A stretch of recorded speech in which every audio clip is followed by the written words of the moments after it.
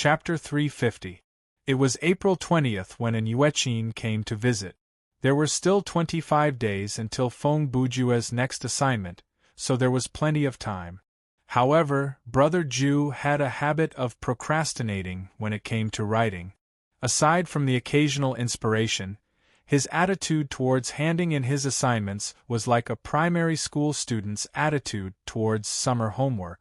In July, he would think that the holidays had just begun, so he would write in August. In August, he would think that there was still a month to go, so he would write in the middle of the month. In the middle of the month, he would decide to leave it until the end of the month. At the end of the month, he would count the days in his head. There were still 5 days to go, so there was no hurry. There was still 3 days to go, so there was no hurry. In the end, he would usually rush to finish his homework the night before school started. Of course, Feng Bujue had never encountered such a situation when he was in primary school. This was because he had discovered in 3rd grade that the so-called winter and summer homework was a complete waste of youth. The teachers were very enthusiastic when they gave out homework, but when it came to grading, they either didn't look at it or let a few Japanese class committee check on the completion of the homework on their behalf. Originally, there were dozens of people in a class. If everyone handed in a huge pile of homework and graded it seriously, it wouldn't be finished even if it was Teacher's Day. As a result, this became a practice that happened twice every school year. One side was wasting their youth, while the other side was doing perfunctory work. To put it bluntly, holiday homework was a meaningless piece of garbage that the school wanted to show that they were responsible for it. Geniuses didn't need to rely on this kind of garbage to consolidate their knowledge, and people who didn't like to study wouldn't rely on this kind of garbage to improve. This pile of garbage was like a big bubble on the surface of the exam-oriented education pit that was a stinky latrine. It was still there today. What was even more disgusting was that some of the more self-righteous teachers would add in their own homework in addition to the school's holiday homework. This kind of behavior only conveyed 2 messages. First, this person's life was very unsatisfactory. Second, this person lacked a way to vent. When Feng Bujue saw through this, he began to use a perfunctory attitude to deal with the homework. He also insisted on inserting such content in the winter and summer homework every year. Obviously, this year you won't mark anyone's holiday homework. You're just forcing us to waste our precious time and ballpoint pens ink. I find these printed materials, which from the moment they are bound, to be nothing more than waste paper, boring and deplorable. Based on the results of my investigation, you either didn't read it at all, or just checked to see if we filled up this boring booklet. If that's the case, then I'll just fill it in casually. If I see math questions, I'll fill in 250. If I see English questions, I'll write sentences like, "You are a fool." If I see Chinese questions, I'll write a few impromptu limericks. I'll also break down this paragraph into short sentences and fill them in one by one. If one day you can find out that I've split and filled in this section, it proves that you're really serious about marking holiday homework. At that time, I'll definitely finish these questions seriously. But personally, I don't think that day will ever come. So, I want to say, I hope that the youth of every student in our class who has passed away because of filling out the holiday homework will accumulate into a sentence of torture in hell for you. I hope that your soul can compensate and redeem the sins you've committed in this pain. This was the Feng Bujue when he was 9 years old. 5 years later, when his peers had all entered their 2nd year of high school, he would use the tone of an experienced person to say, "During the few years when I was a rebel, my personality was very aggressive. I was much better than the rest of you who were so dumb and foolish." Unknowingly, he went off topic. The story of Brother Ju's childhood, he would have a chance to talk about it in the future. In all fairness, his former editor, Old Chen, was a good person. In the past, when Brother Ju delayed the manuscript, it was always Old Chen who helped him. Although he often acted like he was playing with his life in front of Feng Bujue, Old Chun never complained to Brother Ju about being scolded by the magazine leaders. Because of this, Feng Bujue didn't understand why Old Chun was under too much pressure. But now that the editor was changed, Brother Ju naturally couldn't mess around like before. He also understood that Miss An was a new official. If he didn't know what was good for him and made things difficult for her in the first month, he would definitely be in trouble. Considering the other party's identity, the consequences would be unimaginable. Therefore, at least for the first time, he had to submit the manuscript on time and ensure the quality and quantity. He couldn't be careless or have any flaws. Any mistake could become a fuse. On the afternoon of the 20th, after Feng Bujue sent an Yuechin away, he sat in front of the computer and pondered. In fact, he could write when he didn't have any inspiration. After all, he was a professional writer, so he definitely had some foundation. But writing like this was painful. Perhaps this adjective wasn't very appropriate, but it was probably the state he was in. The more responsible an author was for his work, the more painful it would be when he forced himself to write. If Feng Bujue was asked to write for someone else, he wouldn't mind. Wasn't it just filling in water? He could also write 10,000 words for something as simple as waking up and going to the bathroom. But now, he was writing his own work. If he wanted to write or type, he had to at least go through himself first. Feng Bujue stared at the May draft for a full half an hour, but he still had not typed a single word for the June draft. He first groaned, and then it turned into a roar. Sigh, this won't do. I can't even come up with a single plot, Feng Bujue said. Maybe I should go online to look for inspiration?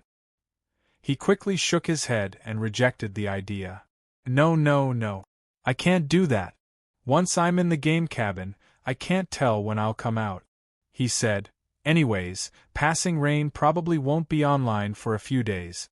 I'll just wait until she's better. I'll use all this time to write the manuscript. Feng Bujue held his chin and thought. I should go to the gaming forum to take a look. Perhaps that will help. With that in mind, he moved the cursor and temporarily closed the document. Then he opened the browser and clicked on the link in his favorite folder. When the page refreshed, the first thing that greeted his eyes was a line of large red words. Tournament for the best, the flames of war are about to be ignited. Are you ready?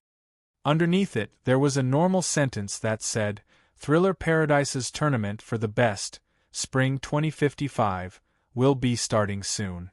Please click here for more details. What's going on?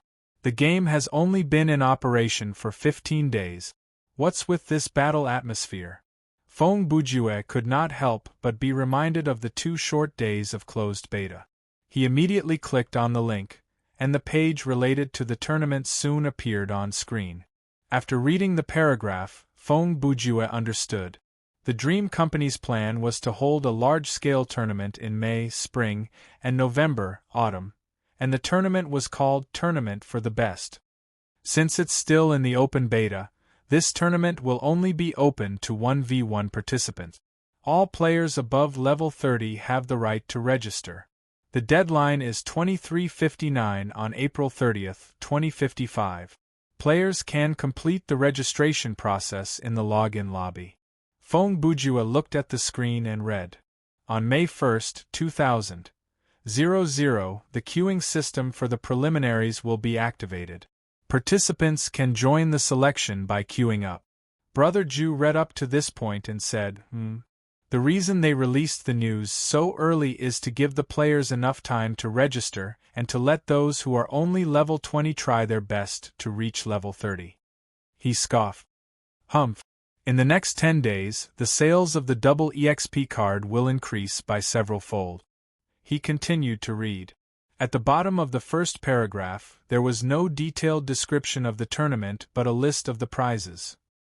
Players ranked between 100 to 51 will receive 10 double EXP cards, 24 hours of game time, 200,000 game coins, and a limited edition t-shirt. Players ranked between 50 to 31 will receive 2 random excellent grade equipment corresponding to their level and 2,000 skill points. Players ranked between 30 to 11 will receive 1 random perfect grade equipment corresponding to their level and 3,000 skill points. When he read up to this point, Brother Jew was still calm, but when it came to the prizes for players ranked between 10 to 4, his eyes almost popped out of their sockets. Chapter 351. The prizes for the 100th to 51st place could only be considered as participation prizes. Other than the limited edition t-shirts, everything else could be bought with RMB. Moreover, they were not very expensive. 10 double EXP cards and 200,000 game coins were only worth about 200 RMB. Even tycoons would spend more than this amount of money on their accounts every month. As for the prizes for the 50th to 31st place, the value was obviously higher. 2 pieces of LV30 Plus elite grade equipment, if placed in the auction house, could be sold for more than 300,000 game coins. After 2 weeks, the inflated prices in the auction house had decreased. As for the 2,000 skill points, they could not be bought with money. Looking at the 30th to 11th place, the value of the 3,000 skill points was basically the same.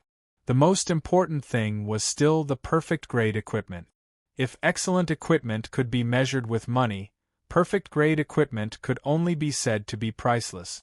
Almost all of the equipment of this grade had the characteristic of being bound after equipping.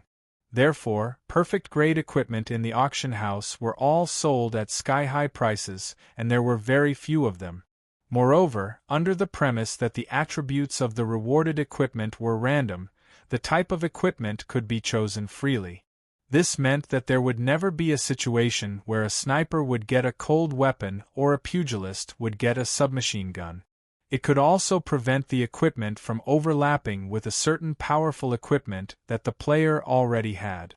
Therefore, as long as one entered the top 30, there would be a qualitative improvement in their abilities. In conclusion, it was not difficult to see that the Dream Company knew which rewards were more valuable to the players. They also knew how to manipulate the players' mentality. Most of the casual players who participated in this competition were aiming for the 30th place. They also understood that it would be difficult to enter the top 10, of course. There were also those who lacked self-awareness and thought that they were invincible even though they were trash. There would never be a lack of idiots in this world. Setting their goal for the top 100 seemed to be belittling themselves. However, trying to enter the top 50 seemed to be a more reliable goal. In reality, this goal was also extremely difficult to achieve, because of the existence of professional players. Take swimming for example. Casual players were like amateurs who swam 2 or 3 times a week at most. Professional players were like professional athletes who trained all year round and were always ready for competitions. When the two met, the result was obvious. Casual players would lose at least 8 out of 10 rounds. However, this did not mean that the top 100 spots were all occupied by professional players. After all, among the casual players there were a few talented players, such as Feng Bujue. Also, during the preliminaries, it was very likely that 2 professional players would encounter each other early on, leading to one of them being eliminated early on. Considering that the number of people participating in this competition was expected to exceed 6 digits, it was hard to say how many pro players would be left after the elimination of over 1,000 people. After factoring in the huge difference in base numbers and various accidental factors, it wouldn't be easy for professional players to enter the top 100. In short, there was still hope for casual players to get into the top 100. However, for the top 30, professional players with absolute strength had a much higher chance. As for the top 10 players who enter the top 10 to the top 4 will randomly receive 3 skill cards corresponding to their highest mastery, 4 skill cards corresponding to other mastery, and 5,000 skill points. When Feng Bujue saw the prizes for the top 10 to the top 4, his brain did some calculations. A player's skill bar only had 12 slots. Using himself as an example, since he started the closed beta, he was already level 29. He could not get any rewards from the sandbox, so he had not reached level 30 yet. Currently, he only had 9 skills in his skill bar. If he excluded the Jeppo and Rankyaku that he had picked up from R2, as well as the useless skills like Stinky Chicken Bullet that would disappear after one use, he only had 6. One of them was a title skill that did not take up much of his skill bar. However, the top 10 reward before him would give him 7 skill cards, and 3 of them would be related to the strongest mastery. Compared to equipment, these skills were obviously more comprehensive and long-lasting enhancements. Furthermore, there were still 5,000 skill points to be gained. If the players used some skill points themselves, they would have enough to purchase perfect equipment from the Thriller box. At this point, Brother Jew could not stay calm anymore. However, there were 3 more rewards that were even more unbelievable. The third-place winner of the tournament for the best will receive 1 random legendary equipment corresponding to their level and 10,000 skill points. The second-place winner of the tournament for the best will receive 1 random legendary equipment corresponding to their level and 20,000 skill points. The winner of the tournament for the best will receive a mysterious gift from the Dream Company. There are millions of players in Thriller Paradise, and the number of people who signed up for this competition is probably more than 100,000. Even if it's only 100,000, to be able to get into the top 3 among 100,000 people, they can already be considered monsters. This kind of reward is basically helping the monsters to put on stronger wings and fangs. Fong Bujue stared at the few rewards for 2 minutes before he said, "By the way, what is this mysterious gift? It makes me curious." He paused and scoffed. "Humph. This gaming company sure knows how to have fun. Starting from the top 100, the value of the prizes has increased exponentially. However, when it comes to the first place, they give out such a weird explanation like a mysterious gift." Fong Bujue stretched lazily in the chair. "This is what they mean by nothing wins over something. Nothing wins over something, nothing wins over something, no desire wins over desire, and no sound wins over sound. The prize that we cannot know the content of is the most attractive and priceless." He really wanted to applaud the Dream Company's plan. "Brilliant, this is so damn brilliant!" Meow. Arthas suddenly jumped onto the computer table. It scratched the monitor and meowed. "Oh? Looks like you agree with your master's opinion." Fong Bujue teased Arthas. The tabby cat still had a condescending expression on its face. It glanced at Fong Bujue and meowed twice. Then, it used its front paw to touch the monitor twice. "What? You think I can get into the top 10? Fong Bujue picked up Arthas to prevent it from scratching the monitor. "Ha! Then, when I reach level 30, I'll go and sign up. This is a chance, and I do want to test how good I am." At the same time, in the game world, inside Shiva's meeting room, the top 4 of Brahman Studio, Shiva, Vishnu, Brahma, and Yamaraja were all gathered together. He accepted my friend request, but he soon switched to sleep mode. After that, he did not reply to my messages, and today, he has not been online. Shiva was discussing Fong Bujue with his colleague.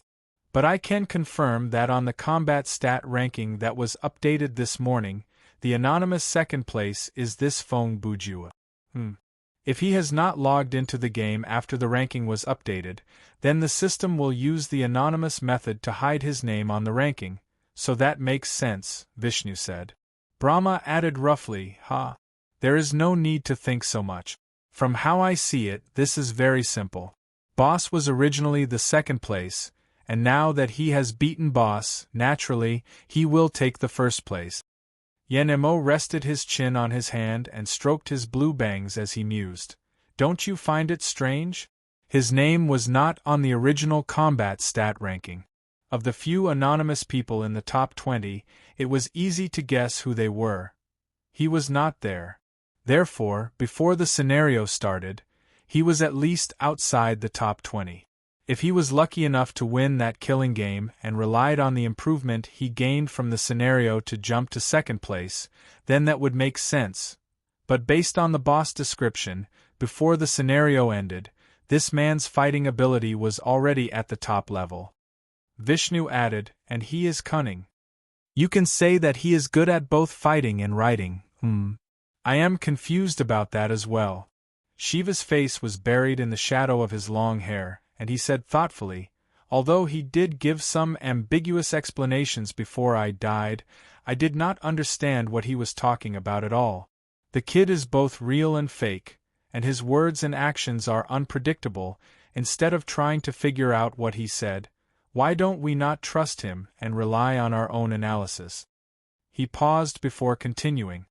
From how I see it, the only logical explanation is that during the course of the scenario, he used some kind of method, perhaps a hidden quest, to pick up a very powerful skill or item, to greatly increase his power.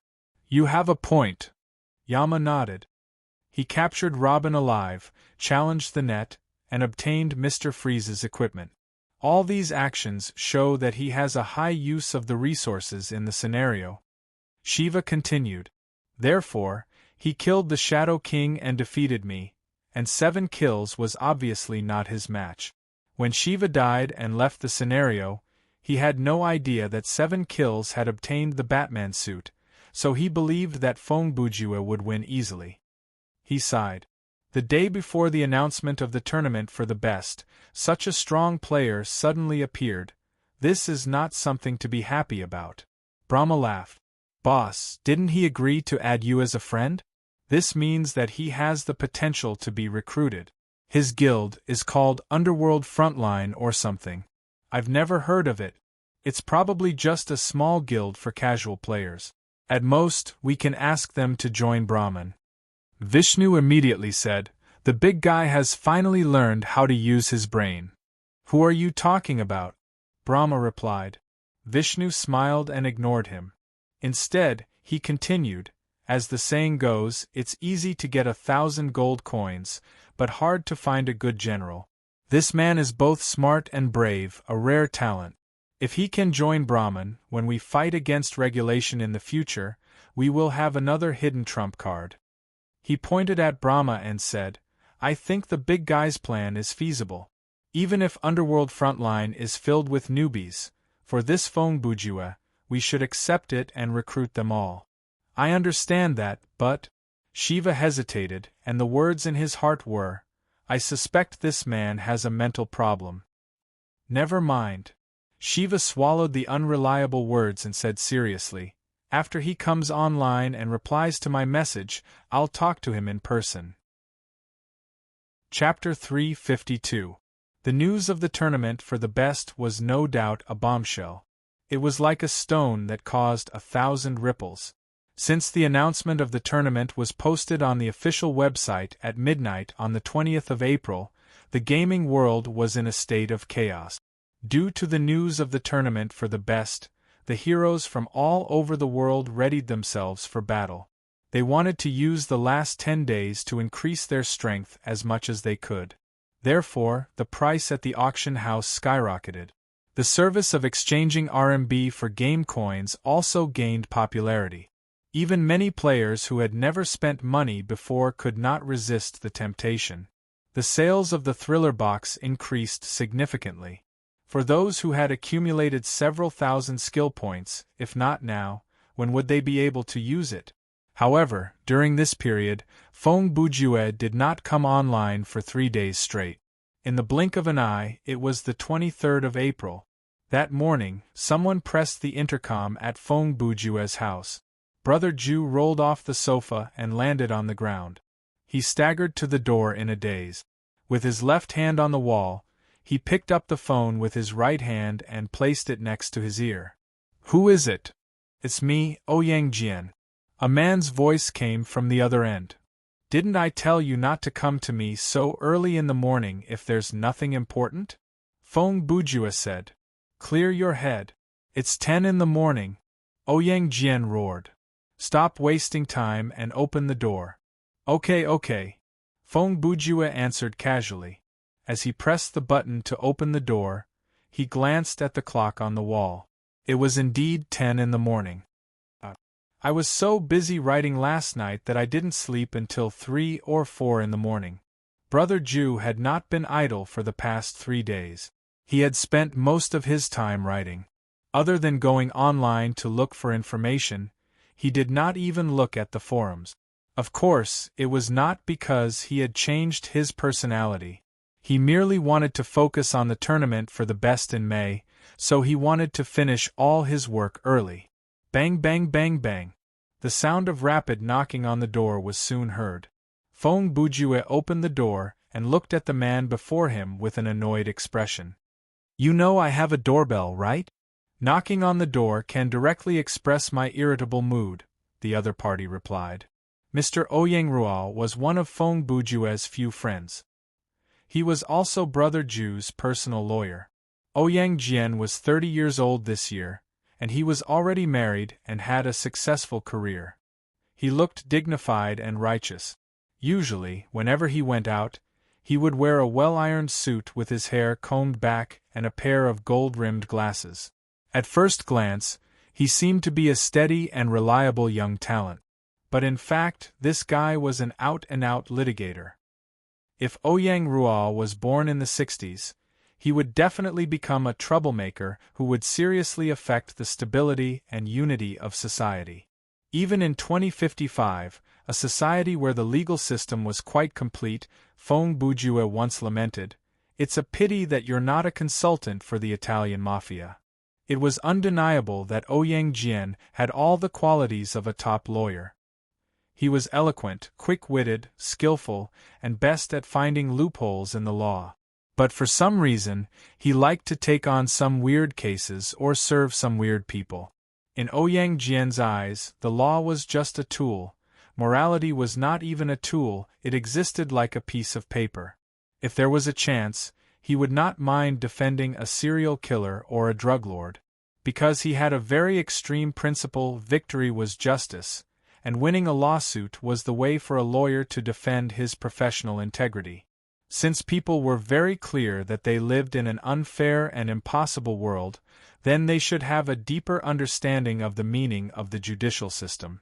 In this game, it was useless to raise the banner of morality. If you want justice to be served, you have to be able to play, and you have to play and win. In a copyright dispute a few years ago, Ouyang Jian became Feng Bujue's lawyer. So, their lives intersected. After that, the two of them became friends. Moreover, they were birds of a feather and regretted not having met earlier. Their encounter was akin to Hannibal Lecter meeting the Joker. In Xiao Tan's imagination, the scene of Brother Jian and Brother Ju talking alone would be: one side would use an elegant and calm tone to describe the cooking method of human flesh, and the other side would use a lazy but sinister tone to complain, "What the hell? Why didn't you tell me that you changed editors?" After entering the house, Ouyang Rual walked to the sofa and sat down. She took something out of her briefcase as she asked, "Is there a need to inform you about this?" Feng Bujue asked. "Do you have to wait until you're in the dock before you remember my phone number and email address?" Ouyang Jian replied half-jokingly, "Not necessarily. If one day I need to dispose of a body, destroy evidence, clean up the crime scene, I'll probably ask for your help," Feng Bujue said. "Do you have some kind of misunderstanding about a lawyer's confidentiality agreement?" Ouyang Jian said. "No, I'm just confident in your character." After Feng Bujue closed the door, he yawned, rubbed his eyes, and walked over to sit diagonally across from Ouyang Jian. "You're undoubtedly the kind of person who can help clients launder money, cover up evidence, change your name, and escape punishment. You can be said to be the conscience of the legal profession. First of all, I'm a law-abiding citizen." Ouyang Jian had already turned on the tablet he brought and was flipping through the documents. "Secondly, I'm quite sure the lawyer you're talking about is Saul Goodman, a fictional character in Breaking Bad. Isn't Saul your goal?" Feng Bujue asked with a smile. "If my goal is Saul, does that mean your goal is V?" Ouyang Rual was one of the rare few who could hold her ground against Brother Ju, when it came to verbal sparring. Unfortunately, I don't have V's execution ability, Feng Bujue said, and I think, without the halo of the protagonist, even if V's physical strength is a little stronger, it will be difficult to successfully implement the plans in the movie. He shrugged. Besides, V is a martyr who is brave enough to sacrifice, and I'm just Before Brother Ju could finish his words, Ouyang Jian picked up the tablet and displayed a text in front of Feng Bujue. They use powerful state machinery to imprison people's thoughts, they have mouthpieces to defend them, control public opinion, and numb people's hearts. The sanctimonious but despicable party members preach noble beliefs, but do the dirtiest things. They have a dense censorship system, surveillance measures, and isolated their people on a dark, deserted island. All their human rights are the most humble of maids. In the face of tyranny, there is no way to escape. And the high and mighty ruler has a luxurious palace, a luxurious life, and a wealth that is comparable to that of a country.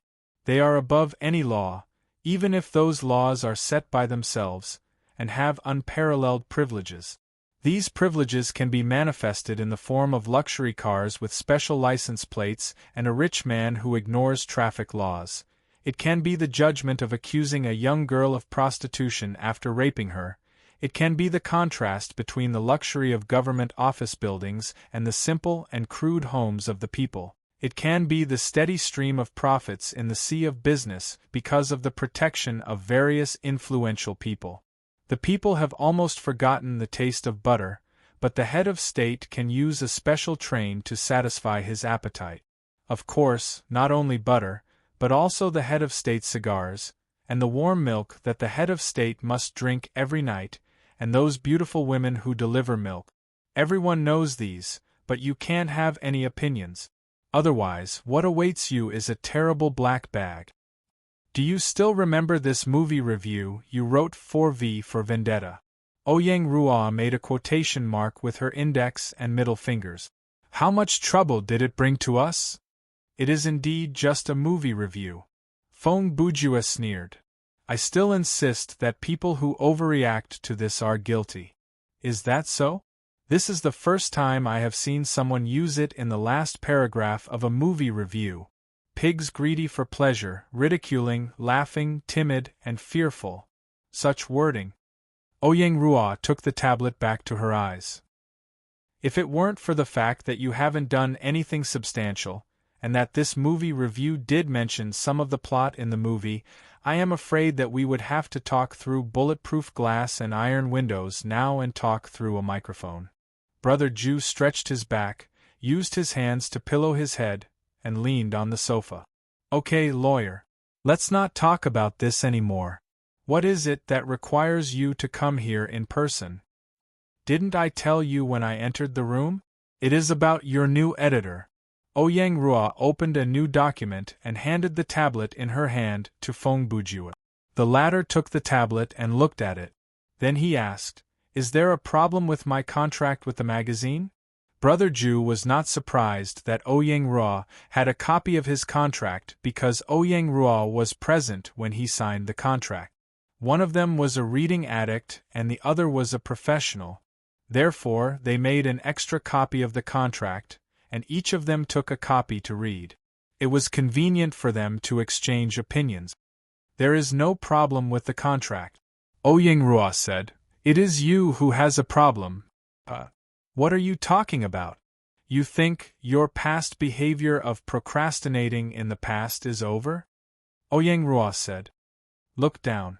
I have marked all the places where you violated the contract with different colors.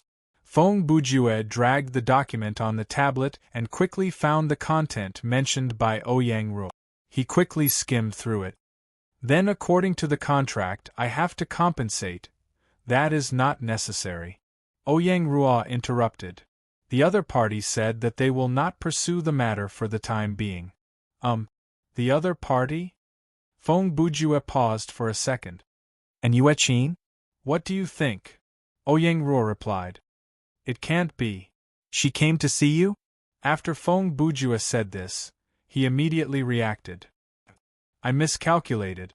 I shouldn't have left your contact information with the magazine. I also feel that it is very strange. I remember that in the emergency contact column, you only filled in Wang Tongji and Bao Qing, Ouyang Ruo said. When did you fill in my name and contact information? Of course, I added it after you left. Feng Bujue continued. I also added a parenthesis next to your name, indicating that you are a lawyer. Ouyang Ruo looked up at the sky and sighed. You know, I am considering, for clients like you, to adopt a third option other than charging by the hour or charging by the hour. What is that? Brother Bujue asked. A regular protection fee, of course, Ouyang Ruo joked. Tisk, Feng Bujue said. With our friendship, why are you talking about money, right? Besides, for a lawyer like you, shouldn't making money be as easy as drinking water? Ha! Ouyang Ruo laughed dryly. If I worked at a large international law firm, maybe making money would be as easy as taking a piss. He shook his head and said, a small lawyer like me works like crazy. My hourly salary is about the same as a student working in a convenience store. He looked helpless. Occasionally, I have to deal with one or two people like you. You're making money from selling cabbages, but you're worried about selling heroin. During the conversation, Feng Bujue had already finished reading the contents of the contract. He brought the topic back on track. I say, the words "let's not pursue the matter for now" seem very subtle. There's nothing subtle about it. It's a blatant threat, Ouyang Ruo said. Personally, I think it's reasonable, and legal to implement it on you. He sighed with satisfaction. Sigh, it's so satisfying. Speaking of which, this little girl is quite brave. Feng Bujue thought of Inuiqin's expression and said, after she was defeated by me, she came up with this act every 3 days. Anyway, you're on your own now. Ouyang Ruo took the laptop back and put it in his bag. According to the contract, you're the second-rate detective and the cat will be serialized for at least another year. Since you're working for someone else, you should restrain yourself. Don't make things difficult for yourself. It's just handing in the draft on time. Feng Bujue stood up and prepared to walk Ouyang Ruo to the door. For me, as long as I'm serious about it, there's nothing I can't do. Ouyang Ruo walked to the door. Oh, right, I've been working since this morning and haven't had anything to eat yet. Do you want to come out and eat with me? I just woke up and have no appetite, Feng Bujue said. Also, I have to deal with your footprints as soon as possible. My feet. Ouyang Ruo lowered his head, and the next second, his expression changed. Hey, what is this? Don't worry, it's just cat poop. Feng Bujue yawned again. Ha, you stepped on it not long after you came in. When I noticed it, it was already too late to warn you. So this is the weird smell that I've been smelling. Ouyang Jian roared. How did you manage to be so calm the whole time? I'm used to it, Feng Bujue said with a nonchalant expression.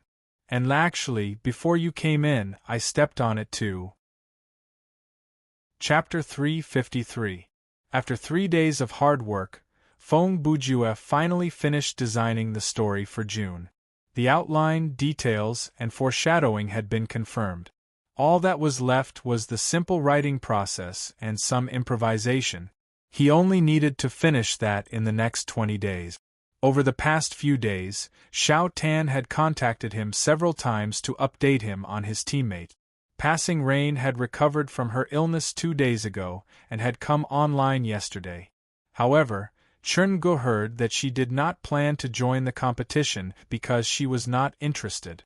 Laughing Soul, on the other hand, came up with a set of probability theory that sounded quite reliable. After some calculation, she believed that she would at most get into the top 100. Considering the fact that the prize for the top 100 could be bought with RMB, and she did not expect to become famous through this competition, she was too lazy to join it. Xiao Tan was quite passionate about this competition, but unfortunately, he was the weakest in Underworld Frontline. Even though Laughing Soul did not pour cold water on him, she still did not have high hopes for him. So, let's talk about Xiao Tan's current situation. Wang Tongji ID, Wang Tongji level 30 title, Whirlwind Nightmare Mastery, General Ability D, Workmanship E, Sleuthing C, Fighting C, Marksmanship E, Medic E, Sorcery E, Summoning NA skills. Devil Bat Ghost Shadow Rootless Guest Worries Wind Stops Dust Reverse Spinning / Flying Lizard Traces. Title Ability. Even though the names of these skills sounded cool, the actual effect was not that strong. The first choice was name. Rootless Guest Worries Skill Card Type. Active, permanent skill type. Sleuthing effect. When you are in a crowd, gain the ability to go invisible, no cooldown, consumption. 3 stamina points per second learning requirement. Sleuthing Remark. What to do when there is no crowd. This was similar to the skill in Assassin's Creed that allowed one to sneak into a crowd of pedestrians. The skill's remark was quite sarcastic. Now name. Feng Zhichen's Fragrant Flowers Are Gone Skill Card Type. Active, permanent skill type. Fighting effect. Leave behind an afterimage that lasts for 3 seconds, 1 second cooldown. Consumption. 50 stamina points, learning requirement. Fighting D or level 27 remark. Things remain the same, but people have changed. That's right, after Lu Yu, Li Qingzhao was also shot. This skill, which was basically a weakened version of Afterimage Punch, actually had such a poetic name. The remarks even matched the name. As for the next 2 skills, one of them was bought. After the sword duel at Chonglin, Xiao Tan sold the vending machine basher that he had picked up from the scenario. He used the same amount to buy reverse spinning slash from the auction house and made it his main offensive skill. This kind of skill that was put up for auction naturally wouldn't be that strong. Name. Reverse spinning slash, skill card attribute. Active, permanent skill type. Fighting, effect. Perform a high-speed spinning slash, cooldown. 1 minute, requires user to wield a sharp weapon and stand on a flat surface to cast. Consumption. 300 stamina points prerequisite. Fighting Remark. According to legend, this is a sword skill created by Guan Ping. Gripping the blade in a reverse grip, the user spins on the ground, and the enemy within range will be swept away. The last skill was Xiao Tan's current title ability. With the change in title, Bee's Sting had become history, and the new one was name. Flying Bee's Trace Special Skill Type. Passive effect. When the user's movement speed reaches more than 10 km per hour, the user can walk on walls. The angle between the surface and the ground is greater than or equal to 90 degrees, and leave behind a trail of black flame. Remark. Illidan often tells me that Maev Shadowsong is the best tracker he's ever met. Honestly, does this blind man really not know what he's leaving behind when he's walking? Those were the new skills that Xiao Tan had gained over the past few days. Other than that, I believe that most of you have already forgotten the learning requirement for his mantra of heaven and earth inversion. There's no need for you to look through the skill database. I'll explain it directly here. Learning requirement. Fighting B, Sorcery C, level 30 and above. Skill card cannot be traded after picked up. Obviously, he still did not meet the learning requirement. Therefore, even though Xiao Tan seemed to have 5 skills, in reality, other than reverse spinning slash, he could only rely on normal attacks or modern weapons to take the lives of others. If he did not improve his equipment or skills in the next few days, it was very likely that he would be eliminated within 3 or 4 rounds. Back to Brother Ju. On the afternoon of the 23rd of April, after Feng Bujue inspected and saved all the documents, he sighed in relief. He could finally relax for a while. However, he was not in a hurry to log into the game. Instead, he went to the game forum to check out the situation over the past few days. As expected, it's all about the competition, Feng Bujue muttered as he flipped through the posts.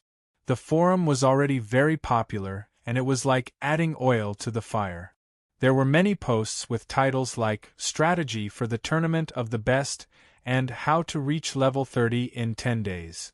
The funniest thing was that Feng Bujue even saw a post with the ID 7 Luminaries. The title of the post was Prediction of the Top 100 in the Tournament of the Best and My Opinion on the Strength of Each Workshop.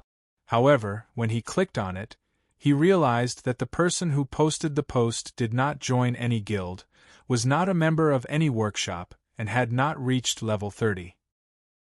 It was as if he was telling the story of the underworld to everyone as a part-time worker.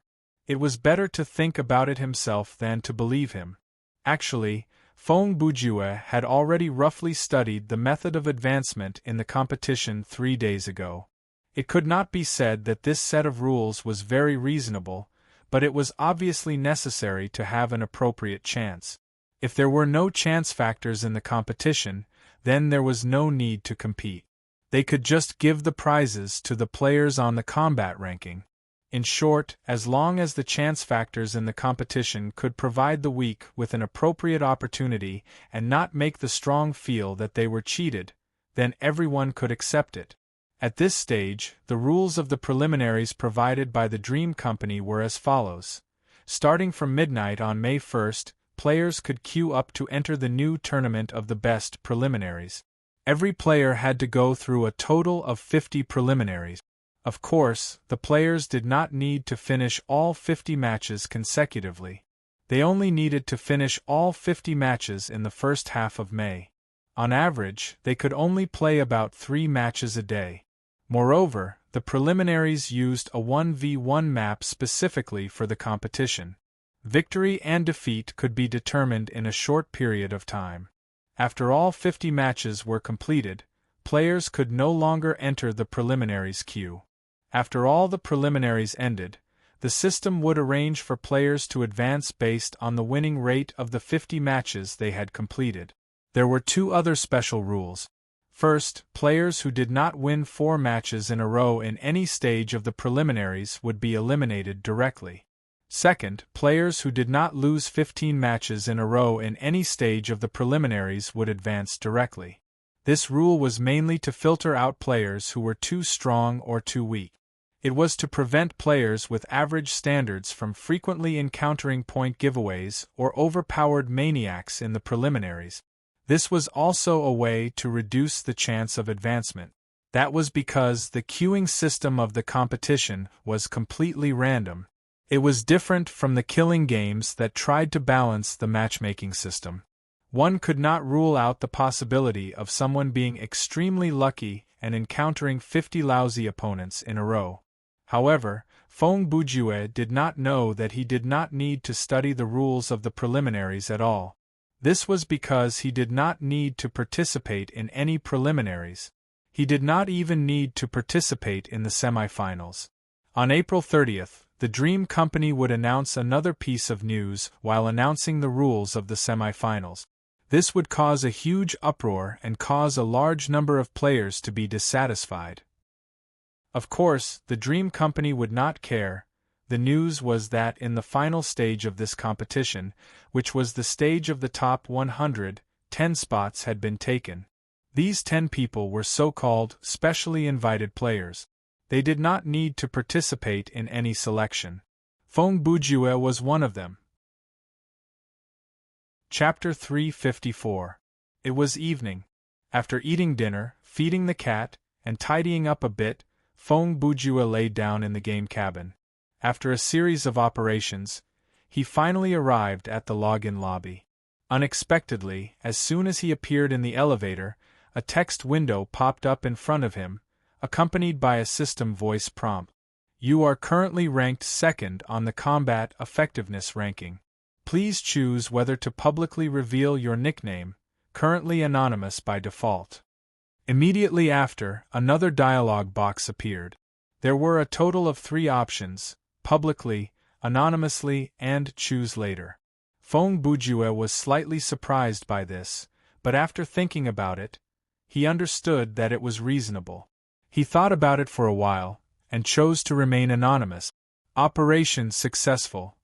You can change this setting at any time from the touchable menu in the login lobby. In the future, if you temporarily leave the combat effectiveness ranking and return, the system will automatically use this setting. After settling this matter, Feng Bujue immediately began to check his mail. Needless to say, there was already a pile of mail waiting for him in the mailbox. According to the chronological order, the first sender was Blade Runner. On the 19th, when he sent the endless grenade box, he said that there were 2 more items from the hard drive 2455, one that would be sent the next day. However, since the second day, Brother Ju had not been online, so he only received them today.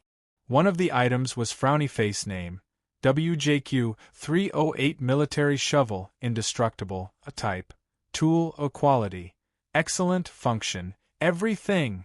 Remark: this is the most dominant military product developed by a certain country after the Take Your Life 3000.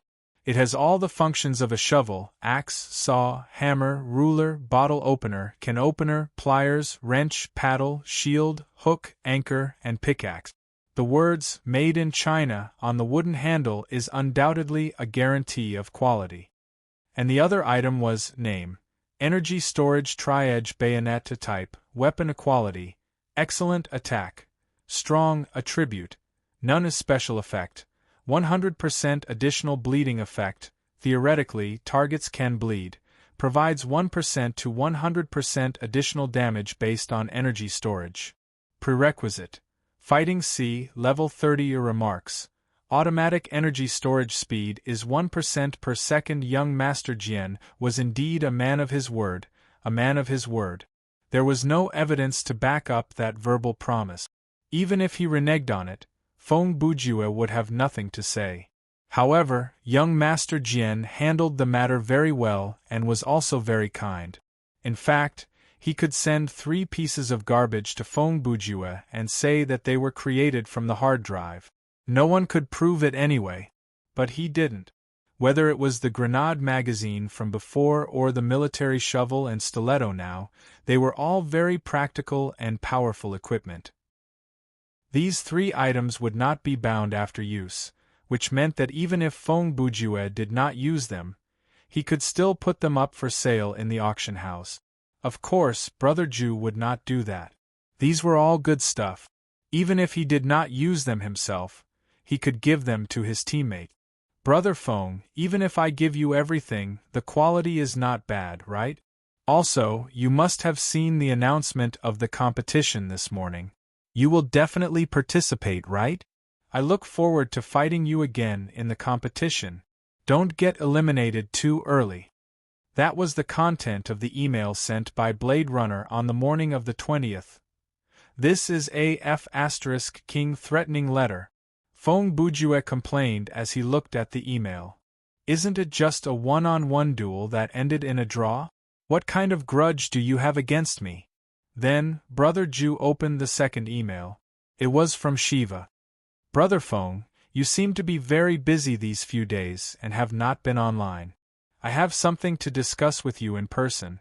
I hope you will reply when you see the email. Feng Bujue read the message and thought about it for about 3 seconds. Then he scoffed and typed a reply on the control panel. I appreciate your kindness, but there is no need to bring this up again. About 2 hours later, Shiva exited one of the scenarios and saw this reply from Brother Ju. If one had to make an analogy, it was like a boy placing a letter in a girl's desk, asking her to meet him after school. But before school ended that day, he received a reply that said, "You are a good person." In the next 10 minutes, Feng Bujue read the emails from other friends or players that he had played with recently. 7 kills, Shadow King, weighty words, Autumn Wind, Atobi-sama, Meng Jingchan, and Hong Hu. None of them were left out. The content of the emails were all related to the competition, and they could be split into 3 categories. Other than the threatening and poaching type, there were also the weird ones. For example, the email from Jean Fugue read, "A farmer in the morning, ascending to the Tianzi Hall at night. Generals have no balls, men should strive for self-improvement." Feng Bujue had a hard time figuring out what was going on. Why would the other party send him a poem like this? Was this some kind of threat? Was this some kind of self-motivation before the target to achieve the goal of intimidation? Therefore, Brother Jew came up with 2 lines of a limerick and replied, "There is a saying that goes, out of the brothel, the one who fails the exam is the most romantic." That was to scare the boss of the male prostitute group, to make him behave. After dealing with the emails and putting away the items, Feng Bujue went to the market to take a look. Then, he was invited to Xiao Tan's meeting room. The other 3 members of Underworld Frontline had been waiting for him. When Brother Jew walked in, Xiao Tan and Laughing Soul were sitting at the table, using the projector to study the attributes of a few pieces of equipment. Like Rain stood alone on the side, her back was leaning against the wall, her hands were in front of her chest, closing her eyes to rest. After the Songlin sword duel ended, Like Rain listened to Feng Bujue's suggestion and changed a set of clothes. Considering factors such as mobility, cold resistance, practicality and so on, after some consideration, she finally bought a set of Survey Corps suit in the market. The upper part of the suit was a light brown long-sleeve jacket, the collar was turned out, the jacket was short only to the ribs, the outer part was a white shirt, the lower part was white tight trousers, and the feet were a pair of knee-high dark brown leather boots. Around the waist of this outfit, there was a brown belt that looked like a skirt. It connected the suspenders and the belt on the legs. Of course, the suit did not have the intertwined wing mark of Survey Corps. Instead, it was replaced by the logo of Underworld Frontline. "Yo, everyone, long time no see." Feng Bujue greeted them as soon as he came in. "We haven't seen each other for 3 or 4 days. Laughing Soul responded weakly. Xiao Tan looked up and said, "Brother Bujue, how is the manuscript?" "Naturally, it's almost done before I go online." Feng Bujue answered and turned his head to Like Rain. The 2 looked at each other for a few seconds. Feng Bujue murmured, "Hiss. The way you look at me today, it seems a bit unnatural." "Oh." Like Rain still responded calmly. "Then what kind of look should I use to look at you? Is it natural?" "It's the kind of look that you suddenly pull out a knife and stab me to death. There's no sense of disharmony." Like Rain turned her head without any expression and moved her sight away from Feng Bujue's face. She said calmly and coldly, "Humph, bitch. I'm scolded by this kind of words that the system doesn't block." Feng Bujue smiled and walked to the conference table. "It seems that I reap what I sow. Your sense of humor combines the childishness of a child and the depravity of a pervert." The corner of Like Rain's lips curled up into an imperceptible smile, but she quickly hid it. "So this is the so-called divine annoyance." As she said that, she walked to the conference table and sat down. "All right, let's talk about the game," Feng Bujue said. "First, did anyone notice that an anonymous hero suddenly appeared on the combat stat ranking and climbed straight to the 2nd place? Laughing Soul was the first to react. "Captain, you're not going to say that person is you, are you?" "Yes, it's me." Feng Bujue shrugged calmly. He did not sound like he was joking, so when his teammates heard that, they were all startled. "Really?" Xiao Tan asked with widened eyes. Before Feng Bujue could answer, Like Rain said with some thought, "I see. Oh. Have you guessed it was me from the very beginning?" Feng Bujue asked suspiciously after hearing what she said. "Yes," Like Rain answered. Other than yes, you don't have anything else to say? Like why?" Feng Bujue asked. "No," Like Rain said. Since the man did not plan to tell him, Feng Bujue did not press further. He changed the topic. "Okay. In any case, I just want to remind everyone that I can be considered a powerful player now. When you're queuing up with me, you have to be mentally prepared because the difficulty might increase." "Is that so?" "That's interesting," Laughing Soul suddenly interrupted. She used a cunning gaze to look at Like Rain.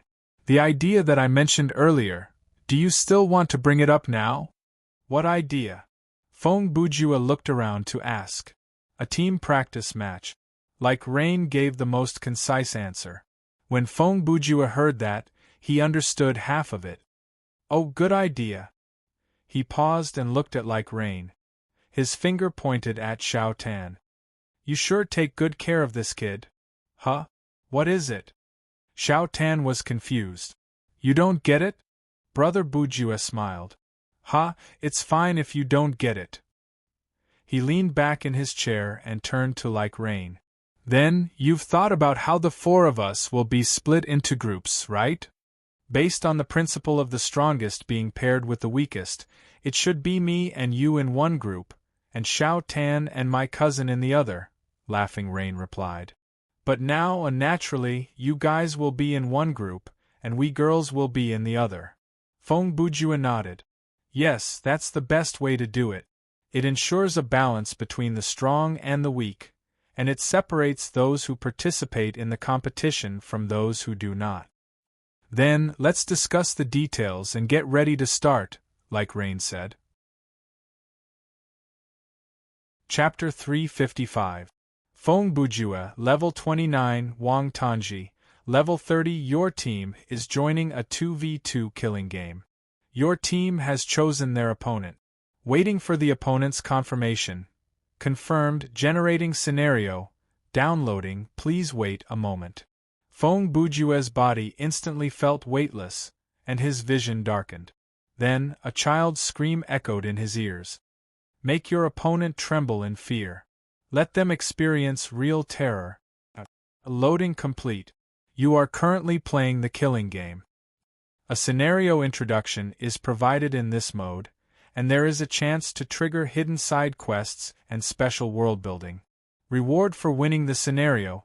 Puzzle card X2, playing the scenario introduction soon. The game will start immediately. The introductory cinematic played. On the screen, a building that was rather large appeared. At the beginning of the 22nd century, everything you own became the largest global corporation on Earth. As we all know, everything you own started from the retail business and became the leader of the industry in just 5 years. To this day, you can find everything in the supermarkets under everything you own. Be it clothing, cloth, medicine, toys, daily necessities, home appliances, jewelry, makeup, car parts, small yachts, there is everything you need here. Even if you come here with an electronic product that was released 10 years ago and is no longer in production, you can buy the related parts or repair it. When the narration reached this point, the scene quickly zoomed down from a bird's eye view to the side of the building. One could see that there was a 5-pointed star logo on the outside of the building, and the two sides of the logo had the words "Everything You Own." This is the world's largest everything you own market. Night has fallen and business hours are over. The cleaning and settlement work is over. As the people leave, the hustle and bustle of this large building faded away, leaving behind only silence and darkness. But when the clock strikes midnight, the cinematic and audio stopped, and the system announcement came. Main quest triggered. Kill all the members of the enemy team. Side quest triggered. Join the classic camp and end the war. A side quest just like that? Feng Bujue looked at the 2 quests that appeared in the game menu. Before he had time to think about it, the script had officially started. Although it was still pitch black in front of him, the feeling of his body regaining mobility was very obvious. Feng Bujue quickly took out the flashlight from his backpack. He used his hand to cover the light source before he turned on the light. Considering Laughing Soul's sniping ability, reaction speed, and reasoning skills, Feng Bujue did not dare be careless. From this simple action, one could see how cautious he was. Without knowing the situation around them, the light from the flashlight could be fatal. If his position was exposed, even if he wasn't instantly killed, he would fall into an absolute passive state. Therefore, Feng Bujue chose to use his hand to cover the flashlight before turning it on. He first used the faint light between his palms to explore the situation around him before making a decision. But in the next second, an obvious source of light suddenly lit up beside Brother Ju. Brother Jew, why are you covering the flashlight? Xiao Tan was wearing the miner's hat and looked at Feng Bujue innocently. Haha, I'm asking for it. Feng Bujue mocked himself with a fake smile. He then removed his hand and allowed the flashlight to shine out. After looking around, Feng Bujue realized that he and Xiao Tan were standing inside an enclosed rectangular room. The room was empty, not even a door or window. There were 6 sides to the room, and they were all made of the same material. It felt like cardboard, but the surface was very rough and had a strangely thick feel to it. Brother Jew measured the length, width, and height of the room. It was about 8, 5, and 3 meters. By the way, Brother Jew, you said earlier that Xiao Ling is taking care of me. What do you mean? Xiao Tan asked. Now that there were only the 2 of them, Feng Bujue had nothing to worry about. He replied, You don't even understand. She suggested this team practice battle for you. For me? Xiao Tan replied. Nonsense, she's not participating. Feng Bujue said, She's not participating either. As for me, even though I'm not a veteran, I'm quite experienced in killing games. You guys know this. So, there's not much point in me participating in this practice battle. I see. Indeed. I haven't played enough killing games. Xiao Tan scratched his chin and nodded. So, in this match, the 3 of you will be my training partners? Not necessarily. Feng Bujue said. If we're purely sparring partners, we can choose a free-for-all and then the 3 of us will take turns to torture you. Hey, there's such a plan. Xiao Tan gasped. But that kind of practice won't be that effective.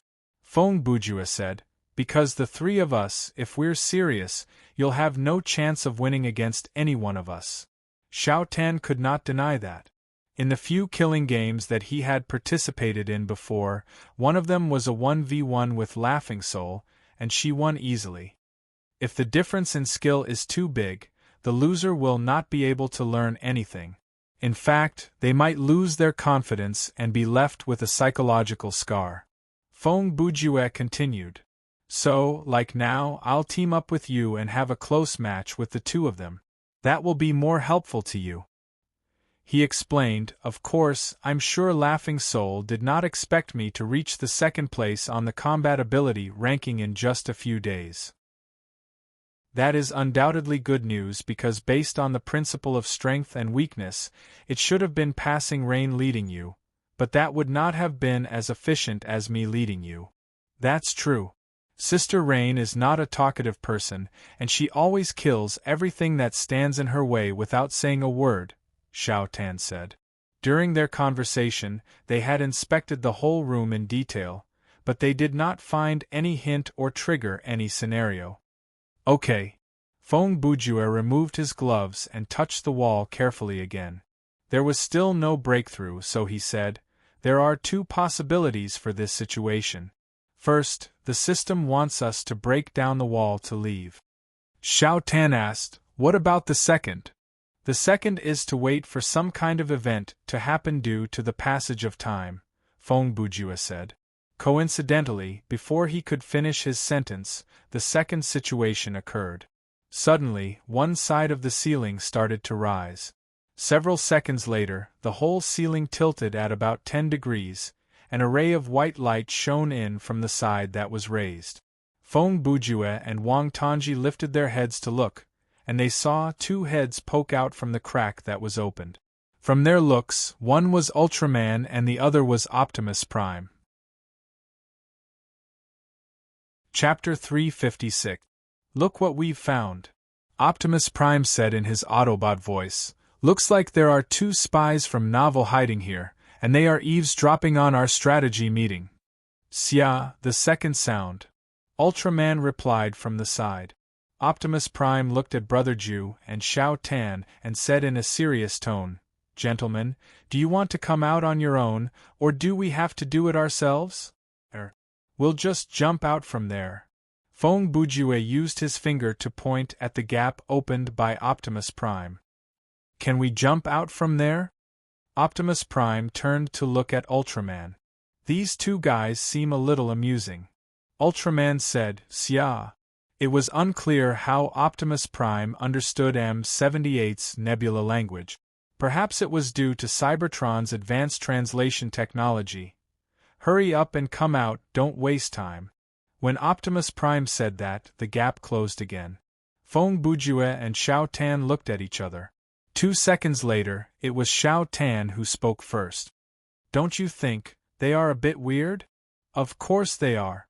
Ultraman is normally around 50 meters tall, and Optimus Prime is around 9 meters tall," Feng Bujue said, "but these two have almost the same size heads, and from the angle of their heads and the ratio of their heads, they are at most 4 meters tall." As he spoke, he leaped upward. Based on the sound of the gap opening and closing, the ceiling appeared to be very light, and it could be lifted easily. Therefore, Brother Ju jumped to see if he could lift the ceiling. And he succeeded. Feng Bujue used too much strength. The whole ceiling flew up and landed outside the room. Above his head was a dark and distant sky. The white light that they saw earlier came from the side of the room. The light source was unclear, but it was probably some kind of large searchlight. "Wow. That's amazing!" Xiao Tan gasped when he saw Brother Ju blow the ceiling away. Feng Bujue landed steadily and replied, "No. It's not that I'm amazing, but the ceiling is much lighter than I thought. It really is just a large piece of cardboard." He paused. "In any case, let's go out and see what's going on." The 3-meter-tall wall was like nothing to them. The two of them easily climbed over it. When they reached the outside of the room, they understood immediately. In fact, the place they were in was not a room at all, but a shoebox. It was indeed made from cardboard, and there were labels and words printed on the outside. The roof was the lid of the shoebox, and it was not far away. As for the white light source, it wasn't a giant searchlight hanging high up in the sky. It was just a table lamp. Looking around, the surroundings were incredibly large. Shelves the size of skyscrapers, teacups the size of phone booths, pens the size of telephone poles that were inserted into pen holders that were taller than humans. "We've been shrunk." Xiao Tan was startled before he realized what was going on. No wonder Jack, Ultraman, and Brother Zhu are the same size, and they are only twice our height." Feng Bujue mumbled. He understood that they were just 2 toys. Other than Optimus Prime and Ultraman, there were a bunch of other toys standing outside the shoebox. However, they were not as big as Brother Zhu and Jack. They were about the same size as the players. "I have not seen this kind of product before." A dinosaur that was slightly shorter than Ultraman said, "Are you some kind of high-tech mannequin?" As it spoke, it moved its large nose forward like it was trying to sniff the scent of Feng Bujue and Xiao Tan. "They are probably some kind of new product." Pleasant Goat, plastic pencil sharpener, added, "Even the scantily clad figurines from novel are not as exquisite as these two. For some reason, I suddenly have the urge to join the novel camp." Feng Bujue whispered. Xiao Tan was more honest. He told the toys directly, Actually, we should be members of an organization called Classic." "What?" Optimus Prime replied, "That is strange. As the leader of Classic, how come I have not heard of this before?" Ultraman added, "Sawake, you're right." A small locomotive with a cartoon face agreed. It looked like other than the players, everyone else could understand Ultraman. Feng Bujue did not dwell on what the salted egghead said. He replied, "You have to trust us, Brother Zhu. We're here to help you win this war." He got into character immediately and put on a serious expression. "There are 2 evil toys that came from the same production line as us. They have joined Novel's camp. They are very powerful and they might be able to bring you destruction." He said with conviction, "You need our help." A frog with a crown on its head gasped in panic, Oh my God! Optimus Prime, what should we do?" The surrounding toys were also in an uproar. "Calm down." Optimus Prime maintained his calm. He used an unquestionable tone to take control of the situation. Then he turned to Brother Zhu and Xiao Tan. How would I know whether you are telling the truth or not? Perhaps you are just two captured spies who came up with a random lie to get away with this.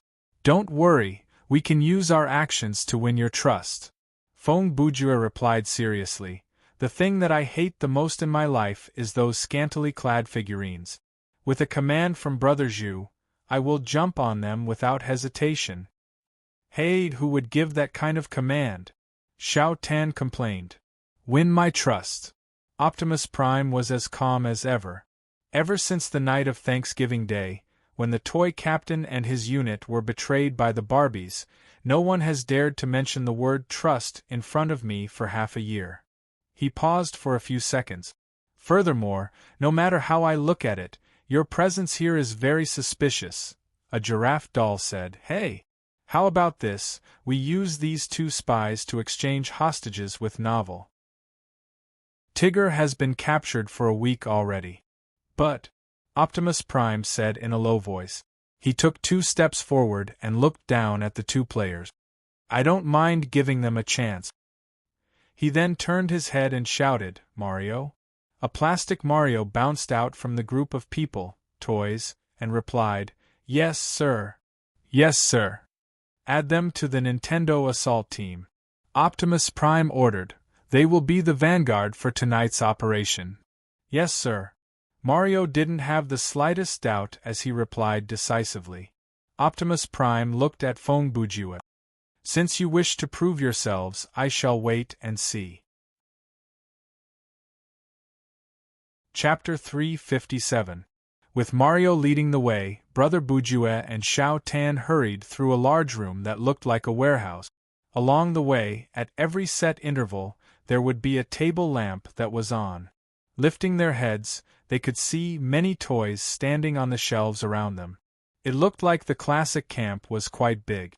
In a way, they could be called an army. When Feng Bujue opened the shoebox earlier, he thought there was a dark sky above them, but that was not the case. Directly above them was the ceiling of the first floor of the supermarket. However, since he and Xiao Tan had been shrunk to the size of 7 centimeters and the light from the table lamp was directed downward, when they looked up, they could not see the faraway ceiling. All they could see was darkness. A few minutes later, Mario led them to a huge door. Of course, the size was only relative. Are we going out? Feng Bujue asked as he stood behind Mario. We won't be able to squeeze through the gap, and we won't be able to push the door open, right? Even though he had no idea how powerful the toys in this scenario were, he did not think that this 5-centimeter tall Mario toy before him would be able to push open a door meant for normal humans.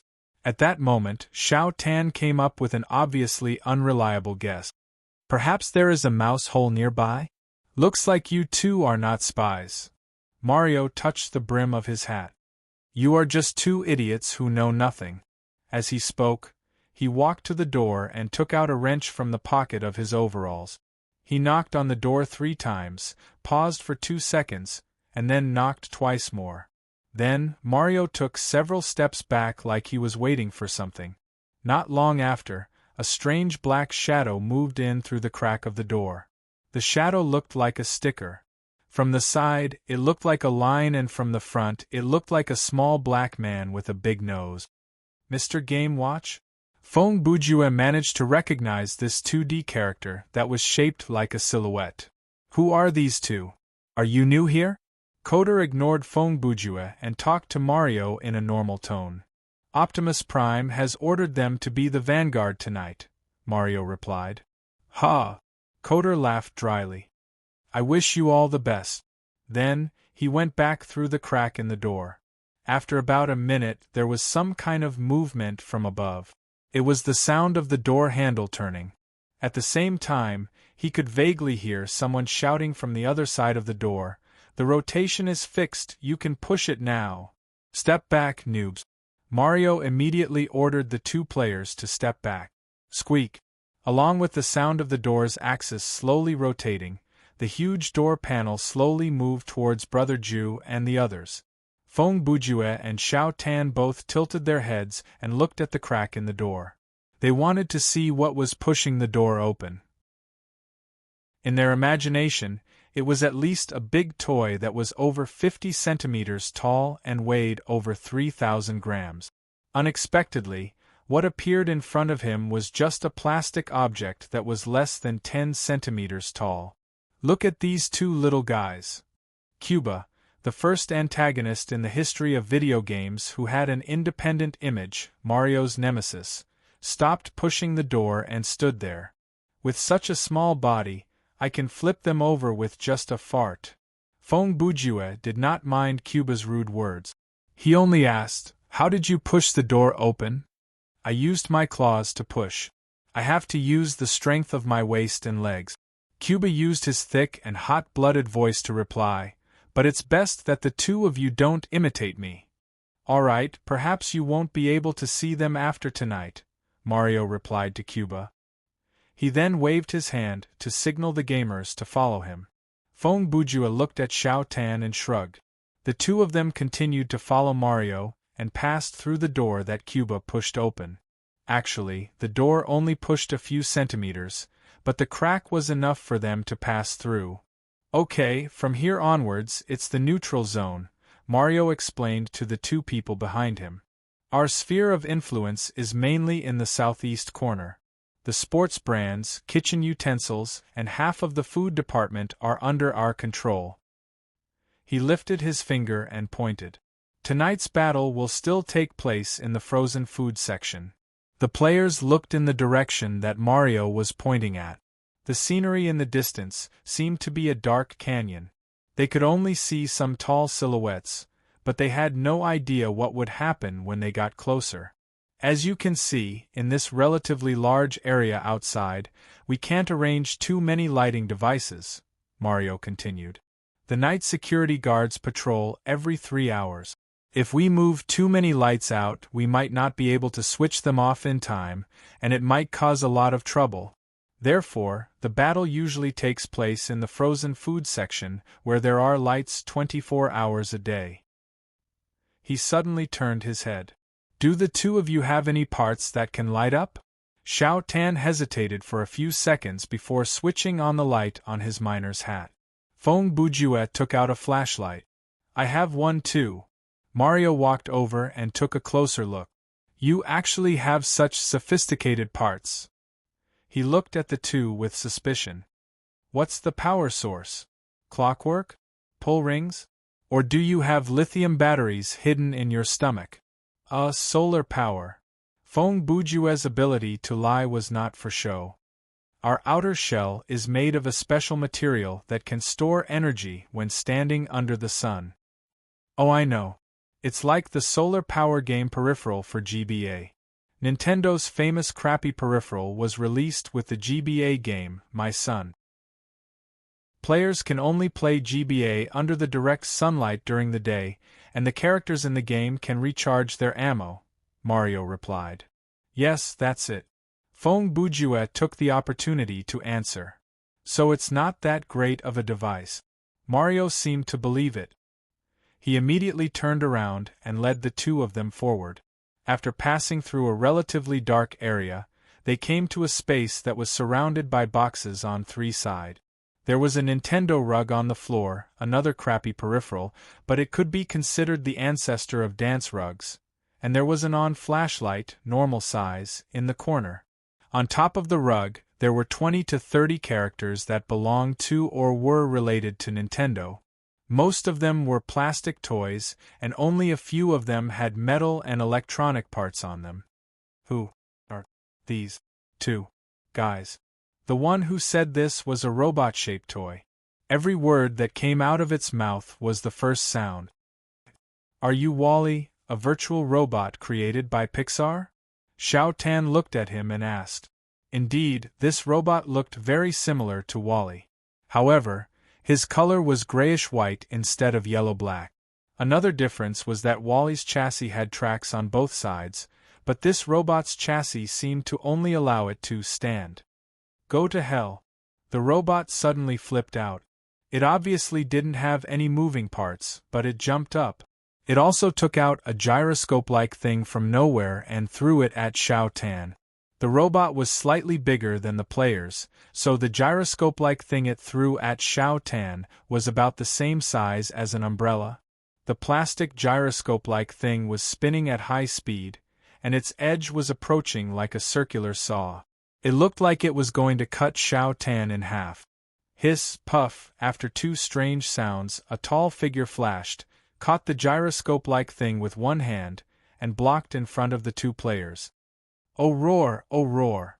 After Donkey Kong, a gorilla that debuted in the 1981 arcade game, Donkey Kong, blocked the attack for Xiao Tan, he pulled the red tie around his neck with one hand and gestured something with the other. Finally, he used both fists to hit his chest a few times. Grumble!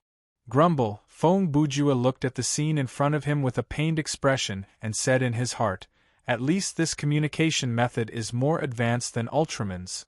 Listen, kid, because you don't know the rules, I'll forgive you this time." A humanoid toy wearing a golden mechanical armor, an orange-red helmet, and an impact cannon in its right hand said to Xiao Tan. B hates it when people mention that name in front of it. You'd better remember it. The voice under the helmet was obviously a woman. It seemed that the person speaking at this moment was the legendary universe's strongest bounty hunter, Samus Aran, the protagonist of the Metroid series, the earliest female protagonist in the video game industry. Ha, ha ha. I'm sorry. Seeing the terror points in the menu slowly fall, Xiao Tan apologized with cold sweat on his face even though he had no idea what he did wrong. So, it's ROB, one of Nintendo's scariest peripherals, comparable to the speedboard. Feng Bujua's lips twitched. No wonder it looks so familiar. Alright, let's ignore these two rookies. Mario looked at the two and said, "They haven't gained Optimus Prime's trust, and they might not survive tonight's battle." He raised his voice. "Let's get back to the main topic. Let's assign our respective missions." On the other hand, at Novel's camp, in a fortress that was made up of tablets and mechanical parts, hundreds of well-made figurines, perfectly assembled models, remote-controlled pets, and so on were lined up neatly according to their type. Saber, Artoria's original form, Bayonetta, combat leather outfit, and Nikiko, school uniform sword outfit. These three figurines stood on a platform in the middle that was slightly taller than the rest. Behind them stood a giant figurine that was 30 centimeters tall. He stood on a round black skeleton base, and around the base, there was a circle of wavy, frozen ice decorations. His whole body was covered in black armor, and the armor shone with a cold blue light. He was the limited edition figurine that had a pre-order price of $350. Lich King Arthas. Travelers from another dimension. The voice under the helmet was like the voice of death. His pair of pupilless eyes stared at passing rain and laughing soul below the stage. "I temporarily hand over my army to you. I hope you won't disappoint me." Chapter 358. Midnight, 12:30 a.m., the first floor of Everything Supermarket, the frozen food counter. The long counter for dairy products and frozen drinks was lined up against the wall. The height of the counter was about 1 meter from the ground. At this moment, Feng Bujue and Wang Tanji, who were the vanguard, were walking on this edge. From their perspective, the path in front of them was not too narrow. It was about the size of a single plank bridge that could allow two people to walk side by side. On the left side of the bridge, there were low-temperature containers filled with cold air. Many cartons of milk were lined up neatly like buildings facing the street. On the right side of the bridge, there was a huge drop, close to 1 meter, more than 10 times their height. The lights in the low-temperature containers ensured the visibility of the area. Of course, they were not specifically used for lighting, so most of the corners were still covered in shadows. Standing at the edge of the containers and looking down, one could see the entire Nintendo assault team from Classic. Nintendo's toys, except for the larger ones that could move like heavy weapons, such as ROB, all of them sat on the octagon tank. There were 3 models of these 8-bit tanks. The first model was the NES. Actually, it was the American version of the Nintendo Entertainment System. It was just a game console released in the 1990s, but its name was more high-end and classy than some of today's second-generation consoles. It was square in shape, and the base was a few centimeters narrower than the top half. The color was white on the top and gray on the bottom, and the cartridge was inserted horizontally into the body of the tank. The second model was the FC, Nintendo Entertainment System. The full name was Family Computer. The name did not live up to its name. It had a red and white appearance and was smaller than the NES. The cartridge was inserted vertically. The third model was the Little Tyrant, a classic example of a counterfeit turning the tables on the original. The phrase, "Little Tyrant has endless fun," at the start of the game was also a milestone in brainwashing marketing. It had a black exterior with a golden logo, 2 boxing gloves touching each other. Its size was between the NES and the FC. It also had a unique circular reset button and a self-closing dust-proof panel. It was domineering. At this time, there were about 30 to 40 8-man tanks in a goose formation, slowly advancing. Among them, NES and FC each occupied half of the unit. There was only one Little Tyrant, which was located at the back of the team and was controlled by the brothers Mario and Luigi. And the way these tanks were operated was by the character sitting on them, using a controller to control them. As for its operating principle and driving force, they were all unknown. "Your detection specialization is stronger than mine, so you should be able to see further," Feng Bujue said to Xiao Tan without turning his head as he walked in front. I'm looking at it," Xiao Tan replied. Unfortunately, due to his poor eyesight, he could only see a very limited area. "We haven't found any enemies yet. To be honest, it's very dangerous for us right now," Feng Bujue said. "It's understandable for the vanguard to occupy the high ground and scout the enemy's situation. But," he paused for a moment, "we're exposed near the light source, and we're in such a high position with almost no cover around us. What if we're spotted by the enemy sniper?" "You're right," Xiao Tan reacted quickly. "Furthermore, Laughing Soul knows that you have Artemis Embrace, so it's hard to kill you in one shot. She'll definitely target me first.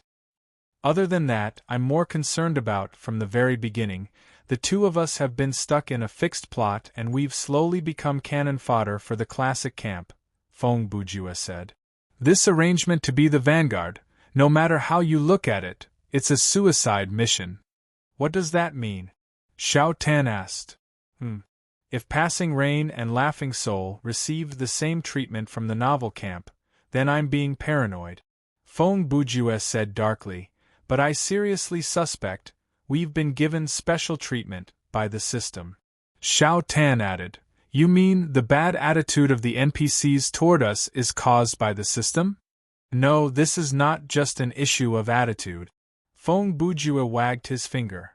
"Looking at it from a broader perspective, what the system controls is the so-called influence," he explained. "It can allow the players to easily obtain the resources in the scenario and use the influence to do what they want. It can also create some trouble for the players so that they'll have to spend more effort on the operation." Then, after Xiao Tan heard that, he asked a very boring question. "Do you have a grudge against the system?" "I'm too lazy to answer such an ignorant question," Feng Bujue said. "What I want to say is, this reminds me of a post I've read on the forum. The title was something like, 'Exploring the Hidden Rules of the Scenario.' Is it reliable?" Xiao Tan asked. "That's just the conclusion of a player's gaming experience. It's not an academic paper. Whether it's reliable or not, you'll have to decide for yourself." Feng Bujue used the tone of an elder trying to reason with a child. "You can't do without both practice and thought." "Okay, then what's the content of the post?" Xiao Tan asked. "There's quite a lot of content, but most of them are hypotheses that can't be verified with the player's identity," Feng Bujue replied. One of the paragraphs mentioned that, in a killing game that starts with a challenge, there's a hidden principle of benefit to the one who accepts the challenge. He paused for a second before continuing in detail. For example, let's say there are two players, A and B, and A is stronger than B. Then, when A challenges B in a 1v1 killing game, after entering the scenario, the system will give B a certain amount of influence or increase the difficulty for A to gain influence.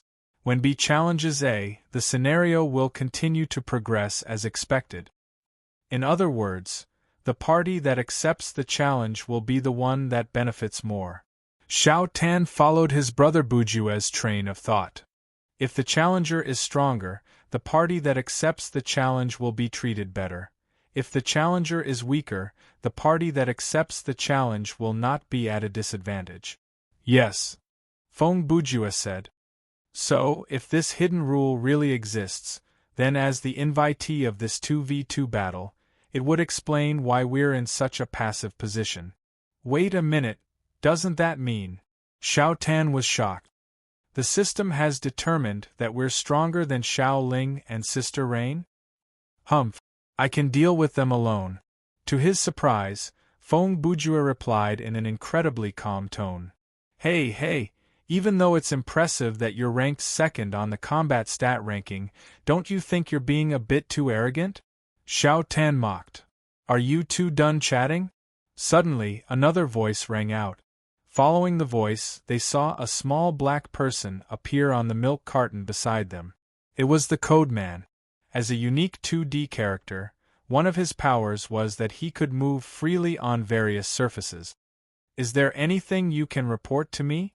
No. As Xiao Tan answered, he used his finger to point at the outside of the container. Look, there's no sign of any other toys, and the back of the container at the front is completely black. Strange. We've already crossed the danger line 3 minutes ago, the Code Man grumbled. Then he raised his voice and said, Fine. Continue to move forward with caution. If there's anything, give us a signal. After giving the order, he slid down the wall and down the container. Understood, sir. Feng Bujue replied in a fake tone as he watched the Code Man move away. Several seconds later, Xiao Tan said, That was an obvious hint, wasn't it? Yes, I'm afraid there will be. Before Feng Bujue could finish, a loud roar came from underneath the container. Enemy attack! Xiao Tan's terror points rose slightly, and he looked around nervously. Brother Ju was the calmer one. He turned to look at the toy that was howling, Diddy Kong, a monkey wearing a red hat. Different from Donkey Kong, he could speak. He saw Diddy jumping on the NES and reaching out his arm to point into the air. Tat tat tat. At that moment, a strange sound echoed in the air. From behind a tall shelf on the southwest side, several Lego helicopters appeared. Inside each helicopter's cockpit, there was a mini-figurine. It's one thing to use an 8-dimensional machine as a means of transportation, but what the hell is with a Lego plane that can fly? Feng Bujue said. It looked like he still needed some time to accept this setting, but the battle would not stop because of that. Slow down, maintain formation. Large toys protect the flank. Ranged units, prepare to counterattack. Mario lived up to his reputation as the highest commander of Nintendo's assault team. He did not panic in the face of battle and quickly gave out a series of orders. Roar! Donkey Kong raised his head and roared. He charged forward and stood at the front of the team. He used his fists to pound on his muscular chest as if to show off his strength to the enemy. From the perspective of a toy, this gorilla was indeed very bold, full of strength, and its movements were not slow. Pew. The helicopter opened fire mercilessly, and pieces of Lego bombs flew through the air. Samus and Locke's people, who were riding on the tanks, reacted the fastest. They raised the shock cannons on their arms to fire back. The bullets they fired were really laser bullets.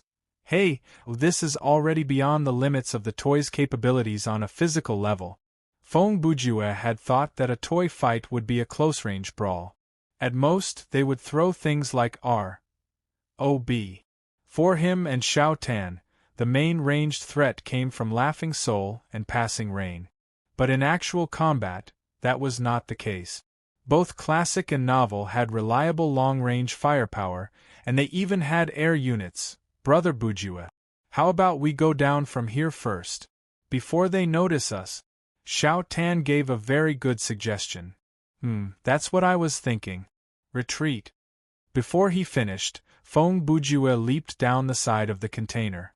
With Jeppo, as long as the accumulated momentum did not exceed the limit of the skill, there was no chance of him falling to his death. Seeing this, Xiao Tan followed. Using his tidal skill, he could run down the wall of the container. It was easier than Feng Bujue. But just as they approached the ground, Novel's high-speed ground unit arrived as well. They charged out from the side of a large freezer.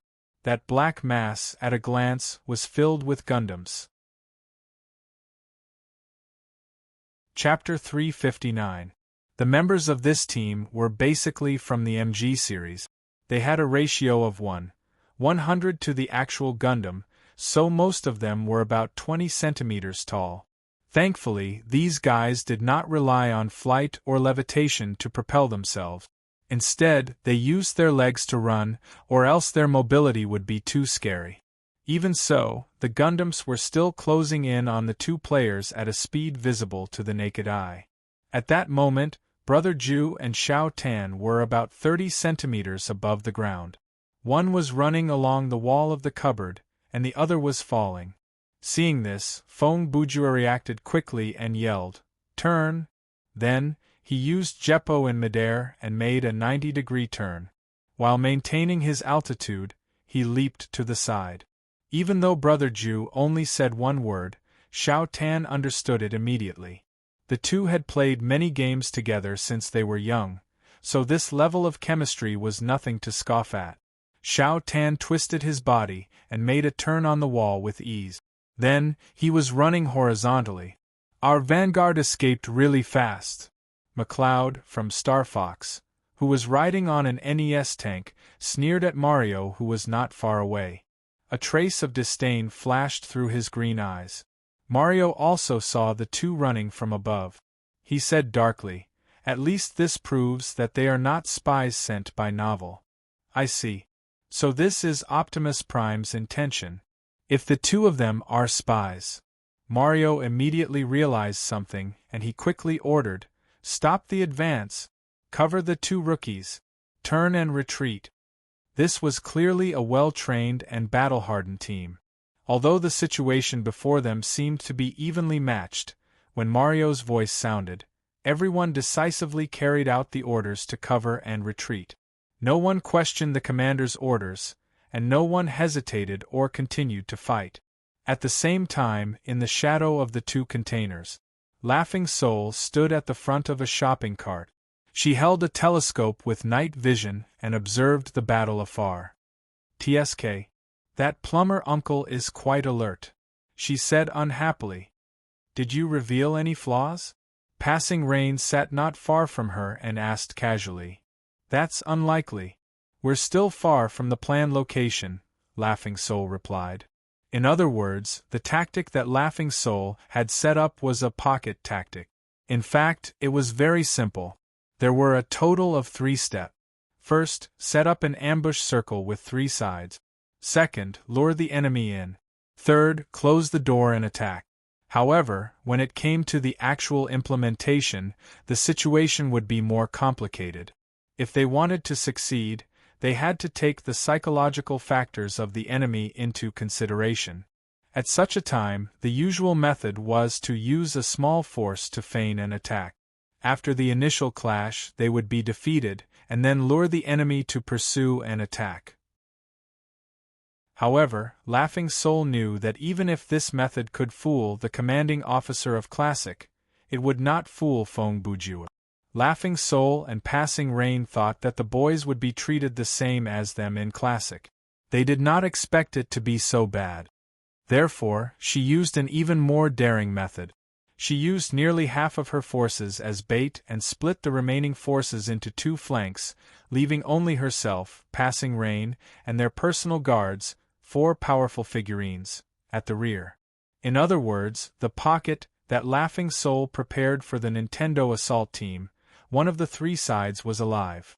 It was different from a normal ambush circle, where the ambush team did not move and only sent out a few feints to lure the enemy. The force that she used as bait were all highly mobile units like the Air Force and Gundam models.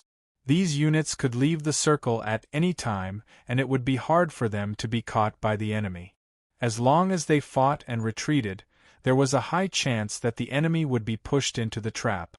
Then, have you seen the 2 of them? Passing Rain asked again. Compared to the side quest, their side quest was similar to the other sides, just that they were from different factions. She was more interested in the duel between the players. Yes, I saw them, Laughing Soul replied. I'm surprised that they are at the front as scouts. She paused and said with annoyance, such a shame. If I had known this would happen, I wouldn't have come up with any strategy. I would have had the unit attack them directly, and I would have found a random spot to ambush them. That is weird, Passing Rain said darkly. Bujue is not the kind of person who likes to charge into battle. Could it be that he wants to lead Shao Tan into more battles? That is possible, Laughing Soul said. But the leader is now a monster ranked 2nd on the combat stat ranking. It is hard to tell how powerful he is. So, no matter what is happening on their side, we must not hold back. Of course, Passing Rain replied. Even if there's no AFK-like setting, I'll give it my all, sha. Chi. Sir, the enemy has retreated back to their territory. Requesting orders. A muffled voice came from the walkie-talkie next to Laughing Soul, and there was the sound of gunfire on the battlefield in the background. We should retreat as well. The night is still young. Laughing Soul picked up the walkie-talkie and gave the order. Several seconds later, she gave a long sigh and suddenly raised her voice. Everyone, I have a mission for you. On top of one of the shelves nearby, a voice came back. Finally, we can go kill people? With the protection of Nintendo's assault team, Feng Bujue and Wang Tanji retreated unscathed. Since they were retreating and not retreating, the classic toys were relatively calm and did not suffer any serious damage. On the way back to the base, the 2 players were discussing the battle earlier. The battle setting in this scenario is quite interesting, Feng Bujue commented. The bullets that were shot out, be it physical or energy, did not cause any damage to the surrounding environment. But the toys can cause damage to each other. If even the environment can be damaged, then the tiles, walls, shelves, and even the merchandise in this mall will be shot into sieves the next day. Shao Tan added, in that case, the toy war will be exposed soon. Actually, I think this kind of thing should have been exposed in a day. Feng Bujue said, but from the behavior of these toys, the war has been going on for a long time. That is strange. Why would it have been exposed in a day? Shao Tan asked with confusion. Feng Bujue pointed upward. A supermarket of this size has no reason not to have surveillance cameras. Hearing that, Shao Tan raised his head to look. But as mentioned earlier, due to the high ceiling, without proper lighting, with the sneaky light source of the toys, the shrunken players were unable to see the ceiling. You have a point. According to the scenario introduction, this is the 22nd century. By then, the surveillance cameras would have night vision and sound reception, Shao Tan said. Feng Bujue added, also, even though the environment is not damaged after the war, there are so many building blocks and broken pieces left behind on the ground, as time passes, the cleaners would have noticed. He shrugged. Needless to say, these toys themselves are commodities. If they are damaged or missing, they will be exposed sooner or later. While they were talking, they suddenly heard, dang. Along with this familiar sound effect, Mario jumped high from the little tyrant, drawing a high parabola in the air before landing beside the 2 players. Hey, you two, come with me, Mario said as he pointed to the west side of the mall. Fong Bujua looked back at the tank unit and asked, Are we not going back with the main force? I have communicated with Optimus Prime. He has gone to the first Corps command post in the audiovisual area. Come with me to see him now, Mario said. By the way, are you two injured? Do you need emergency repairs? The cute uncle reached for the wrench in his pocket as he spoke. Seeing this, Xiao Tan quickly said, It's fine, it's fine. We are doing great. Oh, let's go then. 10 minutes later, the three of them had traveled about 200 meters and arrived at the command post of the First Corps. Along the way, Fong Bujue clearly noticed the presence of some hidden sentries. It seemed that the concept of territory in this war was fully implemented.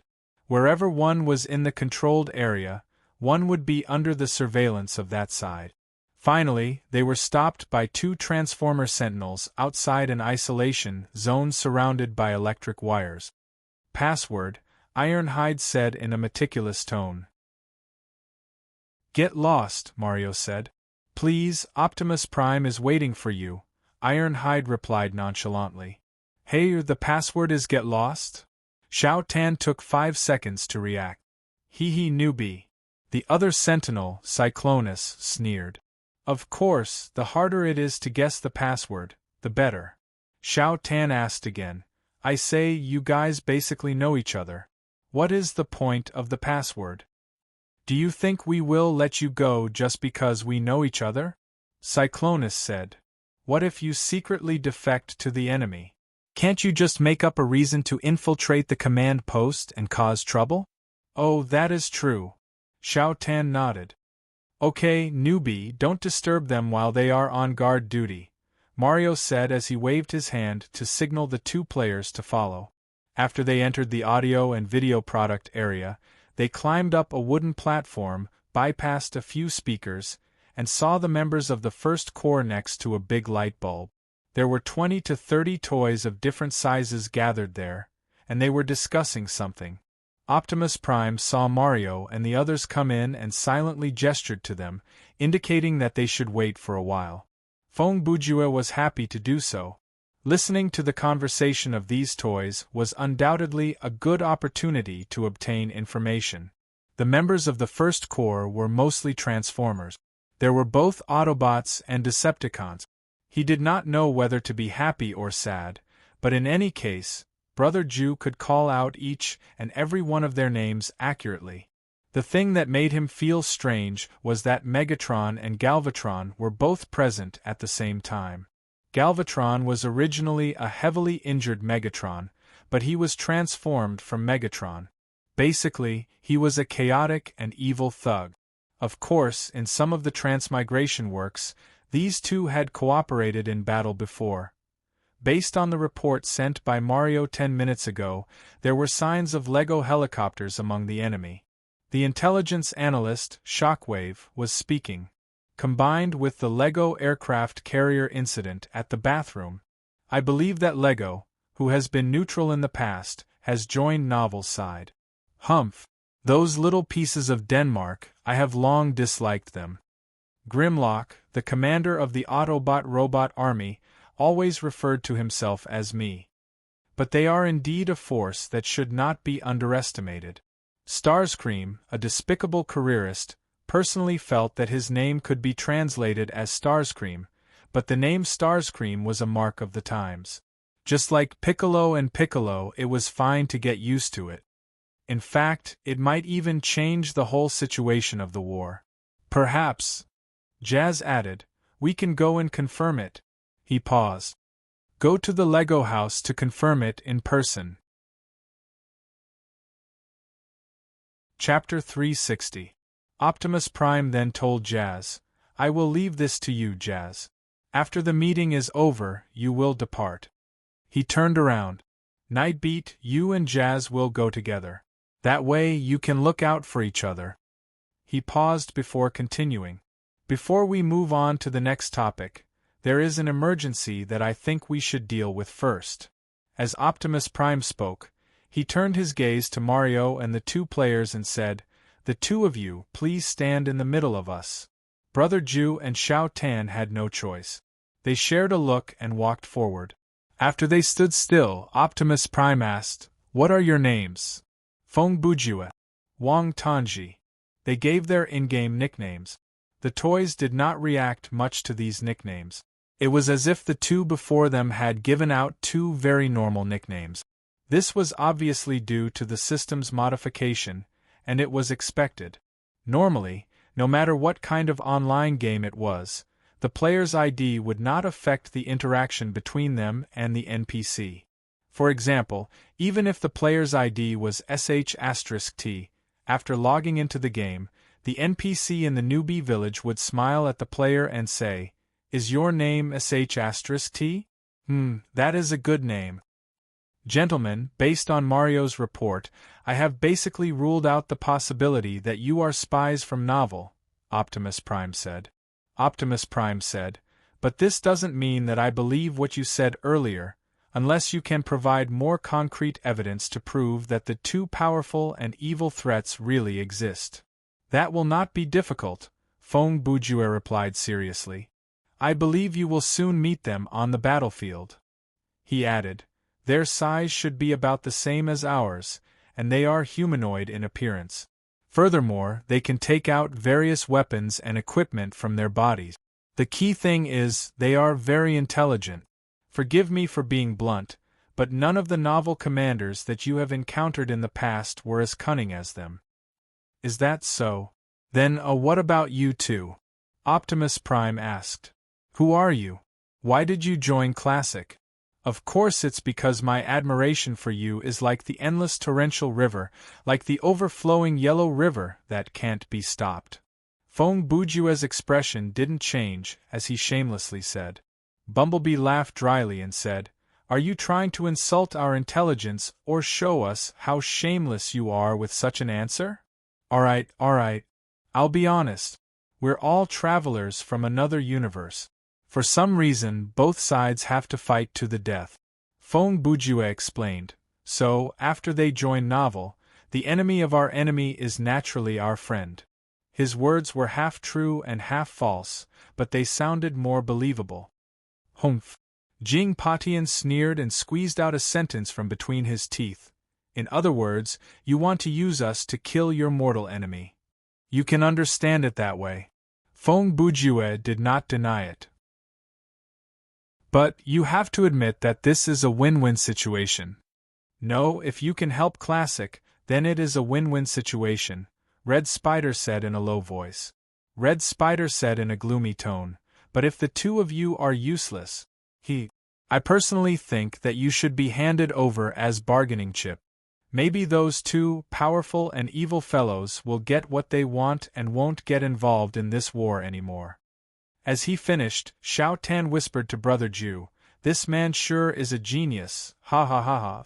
Feng Bujue suddenly guffawed. The toys were startled, they had no idea what the man was up to. Only Xiao Tan knew that this was all a bluff. Brother Ju was using his laughter to come up with some kind of scheme in his mind.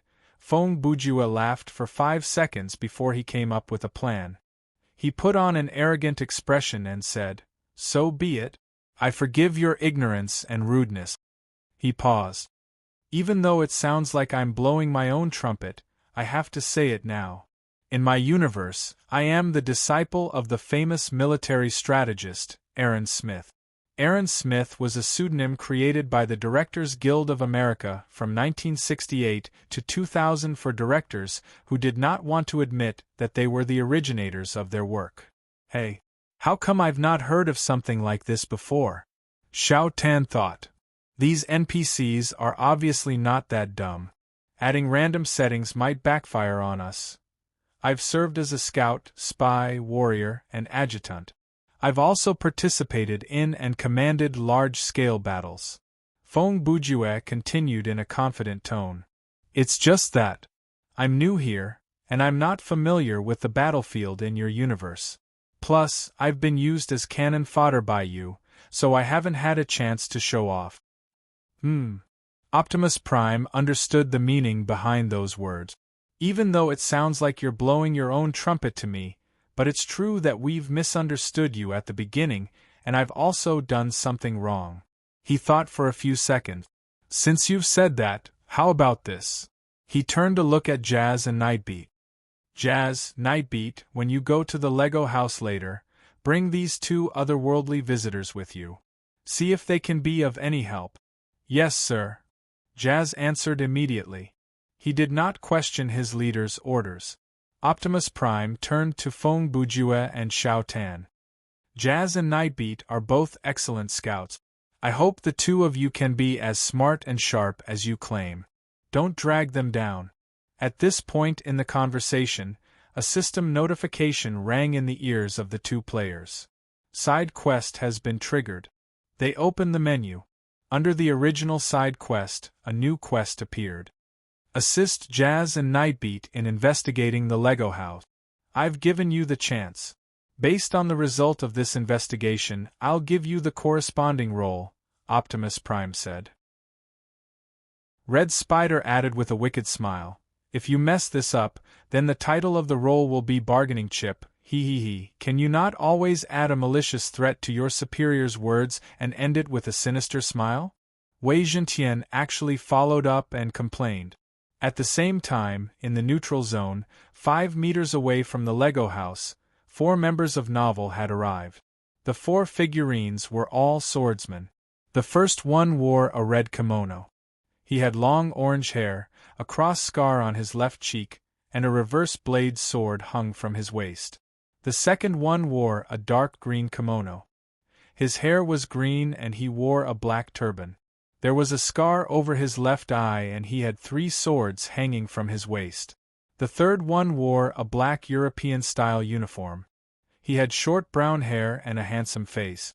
Other than the sword, he carried a rocket launcher. The fourth one wore a dark blue light armor.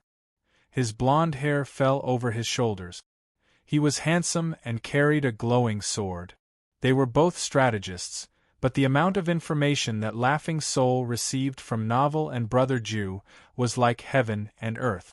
Laughing Soul had basically gotten all the details of this war. Naturally, this included the relationship between the two parties and the neutral zone.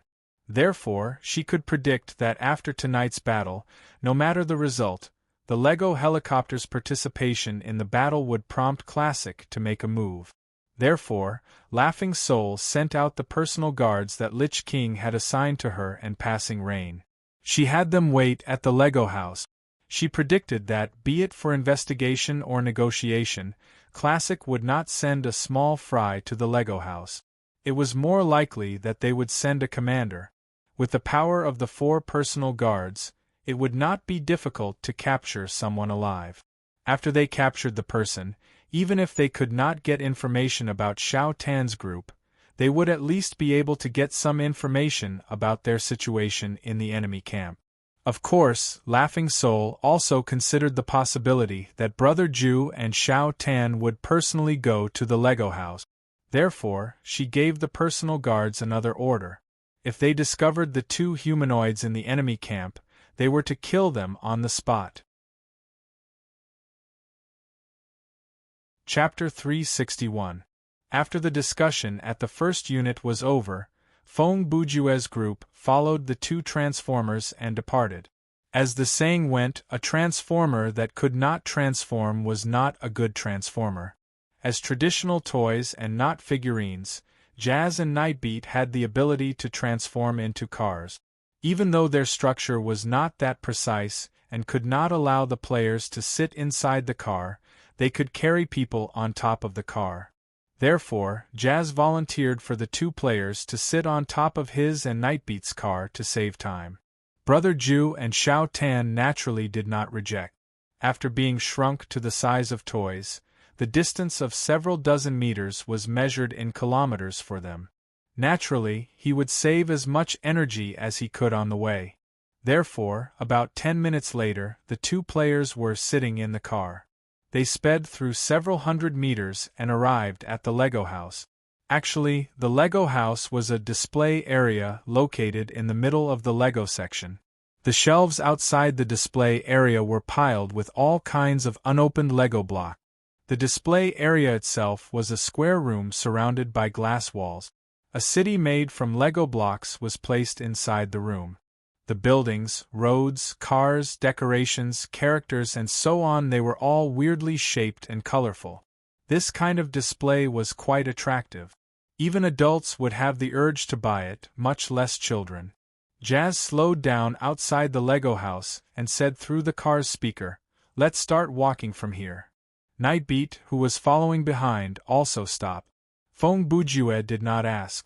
He gave Xiao Tan a look, and the two jumped down from the car. 2 seconds later, Jazz and Nightbeat turned back into robots. Their human form was not as big as Optimus Prime, but they were still taller than the players. After Jazz finished his transformation, he said, "We'll have to play it by ear. If Lego has really formed an alliance with Novel, then we might be ambushed once we reach the entrance." "That is not the worst-case scenario," Nightbeat added. "If they make their stance clear and attack us, then it will be easier for us to retreat." "I'm just afraid that they'll try to trick us into their lair first, and then catch us like a turtle in a jar," Xiao Tan interjected. "If you compare us like that, wouldn't we be turtles?" Feng Bujue said. "Oh, then, close the door and beat the dog," Xiao Tan said again. "Although your words are getting more and more apt, I personally suggest that you don't try to use idioms in the future." Feng Bujue held his forehead with one hand and shook his head. At this moment, a sword aura pierced through the air. This attack was as powerful as a ferocious tiger. For some reason, Feng Bujue felt a sense of déjà vu towards this move. Night and Night Patrol reacted quickly. They even had the strength to grab 2 players and hide together. After the slash, Xiao Tan was still in a state of shock and was at a loss of what to do. Night Patrol beside him said darkly, "Focus, newbie, the enemy seems to have sent a very powerful character. 1/ Bird of Doom." After these few seconds, Feng Bujue finally remembered the name of this skill and where he had seen this skill before. However, this slash, be it in terms of power, speed, or power, was stronger than the slash that Blade Runner had used. "Humph! You dodged it, huh?" Zoro put Autumn Blade back into its sheath and walked out from the shadow half a meter away. "No wonder they are Night and Night Patrol. Consider this a greeting." "Hey, a super scary character has arrived," Xiao Tan gasped. "He is just a figurine about the same size as us, but he managed to unleash an attack that is as powerful as a one-time consumable skill." Even Feng Bujue was having trouble keeping his cool. "And why would he suddenly appear here? Could it be, you must be the one called Feng Bujue?" Zoro slowly walked toward Brother Ju. His right hand was casually resting on the hilt of his sword. He looked like he was taking a stroll, but in reality, every step he took was filled with murderous intent. "I hear you are an expert." "Haha, an expert." Feng Bujue laughed drily. "This misunderstanding will be resolved when I turn and run. Zoro shook his head slightly. "The wound on the back is the shame of a swordsman." "I am not a swordsman, I am a gentleman." Feng Bujue narrowed his eyes as he replied. At this time, Night Patrol interrupted their conversation and said to Zoro, "Even though you are an idiot, since you have already seen me in night, and you still dare to show yourself, that means—" Night Patrol looked around. "You are not the only one here, right?" His speculation was correct. Just as he finished, a red figure walked out from behind a shelf on the other side. "I do not wish to kill, but due to the mission, I have to come to your aid." Kenshin had no murderous intent, and he looked harmless. "So, please do not cross the line in front of me. I don't really want to use violence, but a mission is a mission. As long as we get rid of those 2 little brothers from another world, it'll be fine." A third voice sounded out, and Gori appeared opposite Kenshin with the Sword of Light in his hand. Ha! Ha ha! There is no need for that." Feng Bujue's lips twitched. He turned his head and looked in the 4th direction. "We have been surrounded." Indeed, the 4th swordsman had appeared. "Actually, I only want to kill Tufang-san. Sogu mumbled weakly. Seeing this lineup, Xiao Tan took a few steps to Feng Bujue's side and whispered, "What is this, one of the 4 famous swords of Ace? If it is 4 against 4, we are obviously at a disadvantage." Feng Bujue added, "How about escaping through the air?" Xiao Tan asked quietly. "Your Jeppo should be fine for you to carry someone, right?" "I can carry someone, but if we go through the air," Feng Bujue rejected. "Even if our jumping power can get rid of Zoro's slash and Sogu's rocket launcher, but..." He looked at Gorley. "The Sword of Light is very troublesome." He paused. "To be honest, among the 4 of them, Gorley is the one who poses the greatest threat to me. Purely from the point of view of destructive power, Kenshin and Sogu's combat power is equal to 100 people, and Zoro is almost at the level of barehanded dismantling. But Gorley, a man who does not know magic at all, and whose IQ is close to a jellyfish, has fought with great sages, high-level demons, and even demon kings many times. That sword is something that can send out shock waves with a casual swing, and can even destroy spiritual bodies." "Now that you mention it, aren't we dead meat?" Xiao Tan replied. Feng Bujue thought about it and said, There is no need to admit defeat before the fight. After all, the opponent is just a figurine, and he might not be as strong as he is in the original work. Furthermore, the purpose of the internal practice battle is to let you fight a few more battles with humanoid opponents, right? The current situation is a good opportunity." "You have a point," Xiao Tan said, and a serious expression appeared on his face. He took out the energy-storing tri-edge bayonet from his inventory. Before the scenario, Feng Bujue had given him the new bayonet. "Then let's give it a try." Chapter 362. Have you finished your discussion? Zoro was getting impatient. "There are 4 people on each side, there's no need to make it so complicated. If Imura Sr. is not willing to fight, then I'll fight 2-on-1.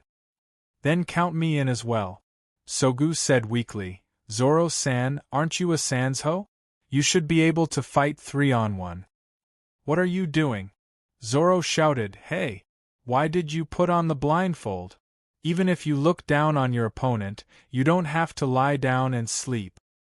I don't know why, but when I hear your voice, I have a bad feeling." Sogu actually laid down on his side and started to nap with one hand on his neck. There are 2 people who don't want to fight." Feng Bujue mumbled, but his gaze was still on Gori. "Unfortunately, there's still one more troublesome person. Hey! Do you think I'm dead?" Zoro roared. Feng Bujue continued to ignore Zoro. He turned to tell Xiao Tan and the 2 Transformers, "Don't worry about that green algae head. After we deal with Gori, we'll find a place with a wall, and we'll be able to shake him off." So, the figurine that says he can't go out alone because he will definitely get lost is him. I thought it was just some kind of urban legend. Who would have thought that it really exists? "You think I can't hear you? I'll kill you." Veins popped on Zoro's forehead.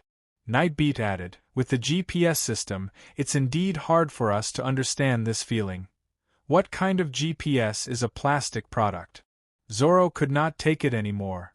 He pulled out his sword. Dual blade stream, eagle wave. He pulled out his sword so fast that it was hard to follow with the naked eye. As the 2 swords left their sheaths, he spun on the spot and threw out 2 white mist-like shockwaves that charged at the 4 classic members. Jazz took a step forward and used his body to shield his friends. With a wave of his arm, the shockwaves were dispersed. This kind of attack is only powerful enough to topple the small fries. To us Cybertans, it's like scratching an itch through our boot. "Light!" Gori's voice suddenly rang out. "Get down!"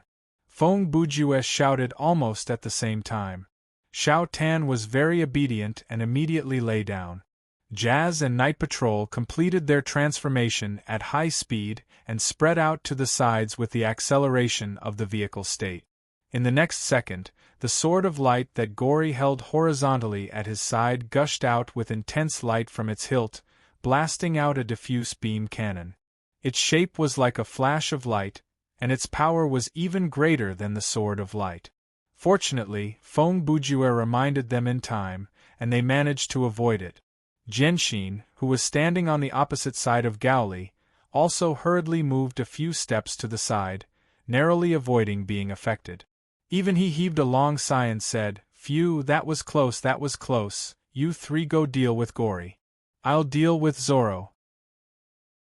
Now that we have the advantage in numbers, we have an advantage in close combat.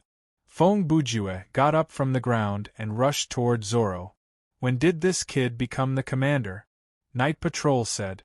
Although he said that, he still did as he was told. Jazz shrugged and also rushed toward Gori with Night Patrol and Xiao Tan. "Since his countermeasure sounds good, let's do it."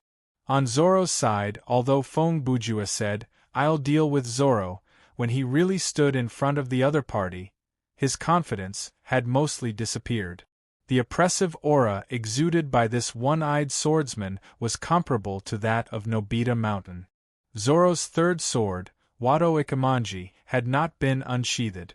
Just the two blades in his hands, Sandame Ghost Blade, Black Blade Autumn Water, and a simple stance made Brother Ju feel helpless. No matter how many attacks Feng Bujue used his soul's eye to calculate, the predicted result was that he would be hacked to death. "What's wrong?" Zoro said. "You came to me just to stand there like an idiot?" His right hand moved slightly. "Our boss said that you're an expert that we need to pay attention to." Could it be that he made a mistake? Whiz before his voice fell, two light cards suddenly flew past Zoro's cheek. "You can even dodge like that?" Feng Bujue muttered with some annoyance. How could Brother Ju just stand there like an idiot? This guy couldn't find a flaw in Zoro's defense, so he quietly took out Death Poker from his sleeve and launched an attack without warning. These two cards went toward both sides of Zoro's neck. The flying distance was short, the speed was extremely fast, and there was no warning when they attacked. Unexpectedly, they were dodged by Zoro with a slightly backward posture. A mere figurine still retains the setting of observation haki, can strongly feel the power of the surrounding aura, and can sense the enemy outside the line of sight or further predict the opponent's actions. Feng Bujue said. Zoro laughed. "You know quite a lot." "I know quite a lot too," Feng Bujue replied and threw a side kick. An arc-shaped chop swept out, its height was almost the same as Zoro's abdomen, and its width was enough. Due to the short distance, even if Zoro predicted it, he wouldn't be able to avoid it. Boring. Zoro squatted down slightly and slashed horizontally with his blade. The blade aura coincided perfectly with the slash from Brother Ju's Rankyaku. After the two clashed, they disappeared into thin air. I have fought with the user of the 6 styles so many times that I have lost count. Your weak Rankyaku won't be able to hurt me. This is too much. Feng Bujue was sweating. He thought to himself, this kind of character can't be defeated with fighting mastery, right? Be it the prediction ability, strength, speed, stamina, battle experience, or battle instinct, they are all top-notch. We don't have any shooting specialization players or long-range heavy firepower weapons. If we want to win, we can only rely on equipment, sorcery, or summoning skills. Feng Bujue's thoughts were very fast, and countless ideas flashed through his mind. But Zoro's attack didn't wait for anyone. Since the two swords were out of their sheaths, they must see blood. 2 swords, magic bear. Zoro's shadow was fast, and his killing intent was obvious. Zoro instantly appeared where Feng Bujue was standing, holding the hilt with both hands and slashed vertically. But Feng Bujue was already in the air. Zoro naturally knew where Zoro went. He immediately straightened up and looked up at the figure in the air that was faintly emitting crimson energy. He sneered and said, "This move that increases speed is quite like someone's second gear." Feng Bujue turned around in mid-air and used Jeppo several times to rush down. His momentum was like a falcon pouncing on a rabbit. Southern Dipper Flying Dragon Fist was ready to be used. It seems like he's going to use something. Zoro's expression was cold. But I'm very confident in my armament hockey. It can increase defense and act like an invisible armor. It can also evolve into attack power and then compete with devil fruit users. It can even touch the body of a Logia fruit user. Chapter 363. The instinct of a master told Zoro that Feng Bujue's moves were not to be underestimated. Therefore, Zoro launched armament hockey in advance, covering his entire upper body with a layer of lead-colored invisible armor, just in case. Dual sword flow. Rhino return.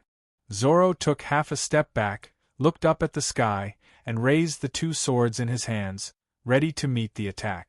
Unexpectedly, something unexpected happened. Feng Bujue, who was charging at Zoro like a missile, suddenly used Jeppo when he was about to clash with his opponent. He leaped to the side and appeared behind Zoro. What's going on? Zoro thought.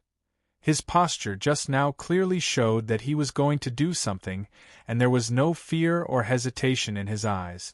Why did he avoid it? He was slightly startled. Could it be that he has some kind of prediction ability that can predict the result of the attack in advance? Zoro guessed half of it right. One of the reasons why Feng Bujue gave up at the last moment was indeed because he was not optimistic about the result of the confrontation. According to the calculation of Soul's Eye, even in the state of body enhancement technique, he could at most achieve the effect of injuring the enemy by 1,000 and injuring himself by 800. Another reason why Feng Bujue decided to avoid it was, in this tense battle, in just a few seconds, he had already thought of a plan. Hee ha ha ha ha. Feng Bujue suddenly laughed, and his face showed a very annoying expression. It seemed that he was very proud of his idea. Hey, what's wrong with you, kid? Are you out of your mind? Zoro was also confused by his behavior. Feng Bujue ignored him, but silently lifted the body enhancement technique, and the red light around his body dissipated immediately. Zoro turned around, raised his right arm, and pointed the tip of his sword at Feng Bujue. Or have you figured it out and decided to admit defeat and die? No, I'm going to run away. Feng Bujue said, so I came behind you. You want to leave your companions? Sauron snorted. And here I thought you were a man with a little backbone. His eyes flashed fiercely. No, I'll be back soon.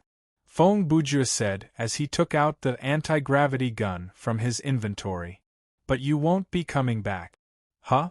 What are you going to do with that strange device in your hand? As soon as Sauron said this, he heard a paw sound. In the next second, his face was covered in rotten eggs.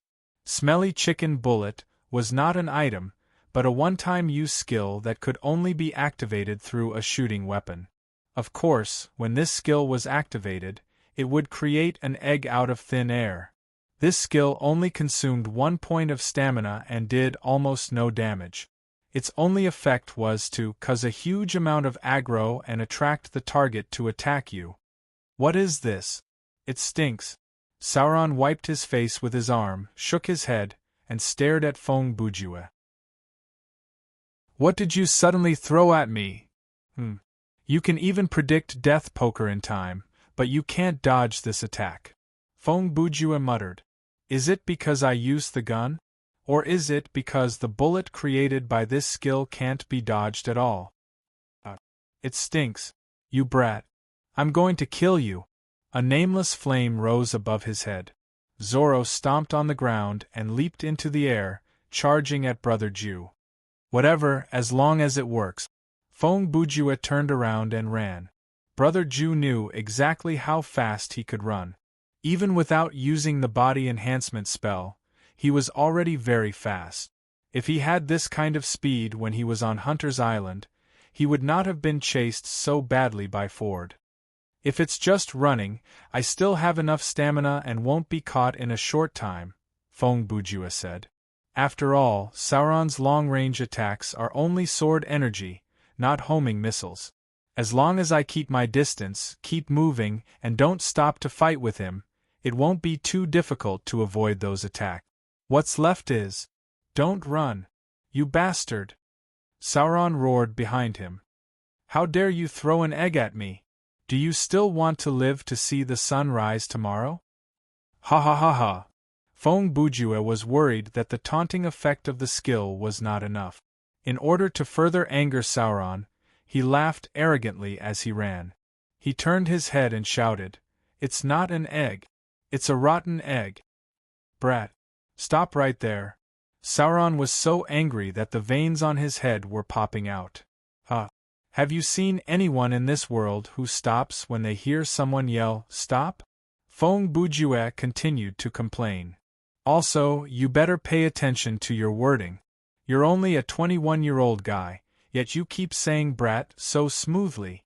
I'm at least 24 years old this year. Do you think you're a 150-year-old girl like Rukia? Huh? You know a lot of things. It seems that you've heard the call of Soul Society. Let me send you across the Three Roads River. Watching the two running and chasing, gradually leaving the place, Kenshin still stood in the same place silently with his arms crossed and his eyes closed. Sogu, who was lying on the ground, lifted his blindfold and squinted his eyes. He said weakly to Kenshin in the distance, "Ihimura-san, Sauron won't be able to come back, right?"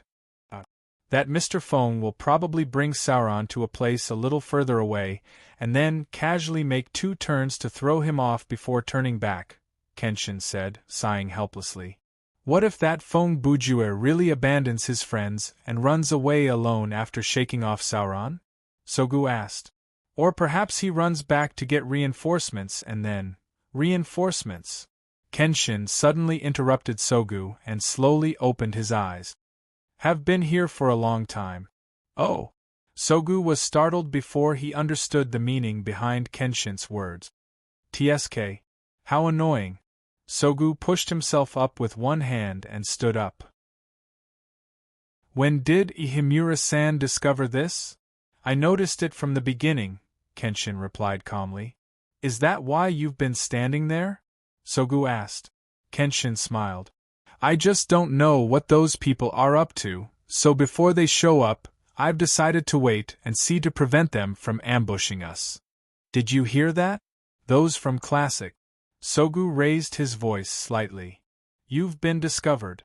A few seconds later, above the shelf behind Kenshin, 4 powerful figures suddenly shot out and descended from the sky. On the other side, Shao Tan's side was also in a fierce battle. Gory's swordsmanship was superb, and his battle experience could be said to be shocking.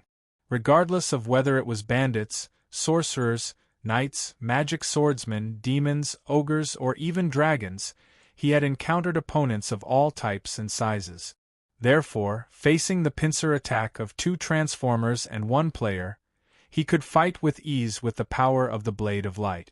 On the other hand, Jazz and Nightbeat were having a hard time. Even though the 2 transformers had shooting weapons, they could only rely on their advantage in size and strength to close the distance. They knew very well that once there was an opening, the Blade of Light in Gory's hand would unleash a wave of beam cannon. In order to not give him time and space to prepare his moves, they had to attack continuously. As for Shao Tan, he was even more depressed. At the beginning of the battle, he had taken out the Winchester shotgun and tried to shoot Gory at short to medium range. But because Gory's movements were extremely fast, and Shao Tan's marksmanship was only at level ease, it led to a situation where all his shots missed. Not only did none of his bullets graze the opponent, but a few shrapnel also accidentally injured his companions. Fortunately, Jazz and Nightbeat had high defense and large bodies, so they didn't care about this level of damage. Seeing that he was getting himself into trouble, Shao Tan gave up on using firearms and simply used the energy-storing tri-edge bayonet to fight against the opponent. Even though Shao Tan looked like this, his fighting specialization had reached level C earlier than Brother Ju. Unlike Fong Bujue, Wang Tongji's gaming experience was closer to that of a normal person. According to the more ordinary and common game progression, when a player reached level 10, their main specialization would definitely reach level E. When they reached level 20, they would reach level D. And when they reached level 30, they would naturally reach level C. If it was an expert or a professional player, the speed at which they broke through their specialization would often be faster, reaching it a few levels earlier than the average. There were also very few talented people who could exceed the standard by an entire level. For example, Shadow King, who already had a level B summoning specialization at level 30, and Passing Rain, who had reached level D fighting specialization at level 10. Of course, even if they were top experts, other than a general, they would at most be proficient in 3 specializations, 1 main and 2.5 main. On the other hand, there were usually only 2 casual players. One was the main force, while the other was just passable. Someone like Feng Bujue was not only rare, but there was no such person except him. Xiao Tan was a typical casual player, but he was quite strong. He had 2 level C specializations when he reached level 30, which meant that he was already ahead of most players at his level. Since this was a scenario based on the overall strength of the players, and Gori was not some kind of final boss, Xiao Tan, who was above average in terms of fighting, had no reason to be helpless against this enemy. With that thought in mind, Xiao Tan abandoned the unnecessary thought and cooperated with Jazz and Nightbeat. He used the mastery that he was most familiar with to deal with the enemy. To be able to fight against Gori, who was so good at swordsmanship, was undeniably a kind of improvement for Xiao Tan. Ever since he entered Thriller Paradise, even though he had not fought many players, he had experienced more battles like this than Feng Bujue. To truly feel the power coming from the weapon, to fully focus on observing the opponent's every move, to exchange blows in a battle where one could be killed at any time, to counter each move as they came. Fighting mastery was gradually raised through countless battles like this. The only difference was that each person had a different level of understanding. Perhaps what a genius could learn from one battle, a normal person would need to experience 10 battles to understand. That was the factor of talent. Phew! Thankfully, I got the military knife from Brother Ju. If I used my own Damascus dagger to clash with the Sword of Light, the shop's good would have been destroyed. After a while of fighting, Xiao Tan did not feel like he had much of an advantage in a 3-on-1 situation. As long as he was distracted for a moment, he would be in danger. Without the help of Jazz and Nightbeat, Gori would have used a normal iron sword to beat Xiao Tan to a pulp. Just like that, the two of them fought fiercely, and they had no time to pay attention to anything else. When Xiao Tan finally noticed that his brother Ju and Zoro had disappeared, it was at the same time that Sogu and Kenshin finished their conversation. At that moment, Jazz and Nightbeat's attack suddenly stopped. They both turned around to look at the few shadows that jumped down from the sky. Gori's reaction was half a beat slower. It was not until the opponents before him stopped moving that he said in surprise, "Huh? What's wrong?" He tilted his head and poked it out to look from the side of the 2 transformers. 4 tall and sturdy figures stood in a straight line in front of him. They were wearing 4-colored eye masks. They each held a pair of swords, a pitchfork, a nunchaku, and a long staff. On their backs were large, oval turtle shells. They were. Chapter 364. In this day and age where the word God's work was overused, people seem to have forgotten the original meaning of the word. Most of the time, we only used it to express our appreciation or love for a certain work, or to tease some unexpected plot. But many years ago, the meaning of the word was much more than that. Teenage Mutant Ninja Turtles was infinitely close to being God. It was born in a golden era. Those were the years when hair dye was still fashionable, disco was everywhere, the special effects of Alien were breathtaking, and the overlord of the console industry was the little tyrant. Those were the years when Jordan looked down on everything, Mr. Ma's guns were still cold, Teresa Ting's voice was still lingering, and Michael Jackson was still black. Those were the years when there was no righteous materialism, and there was no Korea that created the universe. China's men's soccer team was still the best in Asia, and people dared to speak the truth during the New Year's gala skit. It was a nostalgic era, a very pure era. Once upon a time, the popularity of cars made the city lose its borders. Today, the proliferation of electronic devices didn't bring people closer to each other. The era where families gathered in front of the TV was long gone, and everyone stared blankly at their own small screens had become a daily routine. In an environment where information exchange was extremely convenient, we became even more confused. But in that golden era, things weren't so complicated. The charm of a work could be directly reflected in the ratings. Teenage Mutant Ninja Turtles was a work that could make children stay in front of the TV on time. The novel setting, exciting plot, interesting dialogue, and moderate violence, it was only natural that it would become popular. Leonardo, Raphael, Michelangelo, and Donatello, the story of these four mutant turtles with different personalities fighting for justice continued for many years. Their footprints were all over comics, TV, the big screen, and games. They even had their own rock band. The actors wore turtle costumes and lip-synced on stage. In the early 90s, when special effects technology was far from mature, the Teenage Mutant Ninja Turtles had already made 3 live-action movies. Even in the 21st century, the new anime version of the 2003 version was still very well received. These guys who could do anything naturally had already released toys. As a classic memory of a generation, the Teenage Mutant Ninja Turtles would undoubtedly appear in the classic camp. "Hey, when did you guys get here?" Jazz asked loudly. "I've been here long enough," Raphael replied in a low voice. Leonardo added, "Optimus Prime asked us to follow you in secret to provide support." Nightbeat said thoughtfully, as expected of Optimus Prime. "He has already considered the possibility of the Lego house breaking off completely with us. With the 4 of you, even if we are trapped in the Lego house, we have a great chance of escaping." "I'm afraid that's not all," Xiao Tan suddenly interrupted. "Why do I feel like Optimus Prime still doesn't trust me and Brother Jew? That's why he sent someone to follow us in secret, to prevent us from doing anything suspicious." "It doesn't matter what the order is." Leonardo's answer basically confirmed Xiao Tan's speculation. Indeed, the main reason why Optimus Prime had the turtles follow them was to monitor the travelers from the other world. Therefore, unless it was absolutely necessary, the 4 of them would absolutely not show themselves. Their original bottom line was that they would only help when Night and Night Patrol were in real danger. But their plan could not keep up with the changes. No one expected Kenshin to be able to sense their presence. Leonardo turned his gaze to Kenshin.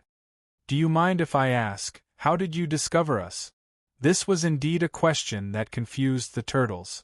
As ninjas, the turtles' stealth skills were undoubtedly top-notch. When necessary, they could even hold their breath for a long time to hide their presence. "Actually, it was not me who discovered you," Kenshin replied. "It was that Mr. Feng Bujue." He paused. "Perhaps when you were following him all the way, he had already discovered you."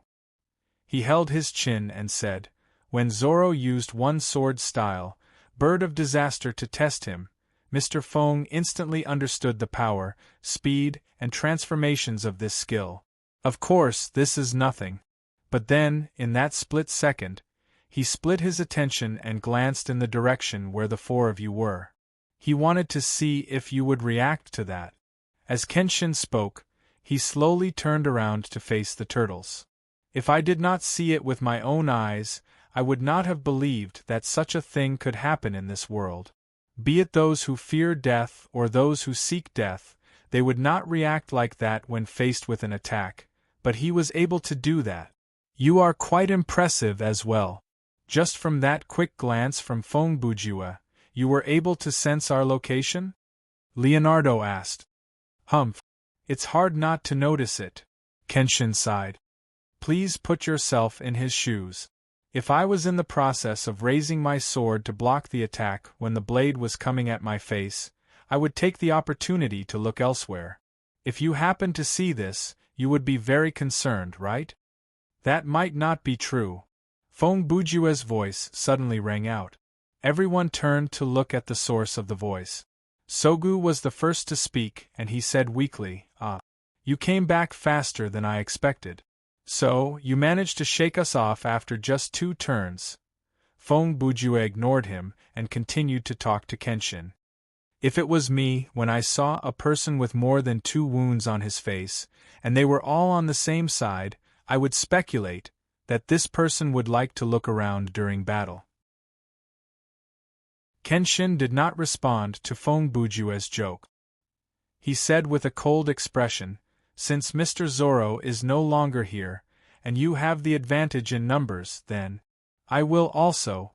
Then, his hand gripped the hilt of his sword. At that moment, the 4 Ninja Turtle brothers jumped up at the same time and spread out in all directions. Around Kenshin, there seemed to be an invisible circle blooming. Inside this circle was an extremely dangerous area. Only those who had reached a certain level of power would be able to sense the existence of this area. Guys, leave him to me. As the boss of the Ninja Turtles, Leonardo naturally took the most dangerous job for himself. Raphael, Donatello, you two deal with Sogu. Michelangelo, you go help Knight and the others suppress Gory. Finally, I can hit something, Raphael said eagerly. Be careful, brother. That kid is not easy to deal with. Donatello reminded him as he followed. Haha. I'm coming. Michelangelo always seemed happy and excited. He swung his nunchaku and jumped into the battle group on Xiao Tan's side. For a moment, the strength of the 2 sides reversed. Feng Bujue, who returned, seemed a little redundant. A minute ago, on the balcony of a building in the Lego house, although it was called a balcony, it was actually made of Lego blocks. In this Lego house, there were few non-Legos except for the lighting equipment. At this time, 2 figures were standing on the edge of the balcony, watching the battle outside through the glass wall of the exhibition area. They were Lego Batman and Lego Iron Man. These Lego-like superheroes were naturally cartoonish in appearance. Their limbs and torsos were all made of cuboids, and they had the ratio of 2 heads to 1 body. They were smaller than most humanoid toys of normal proportions, and they looked like children. How long do you think we should wait before stopping them?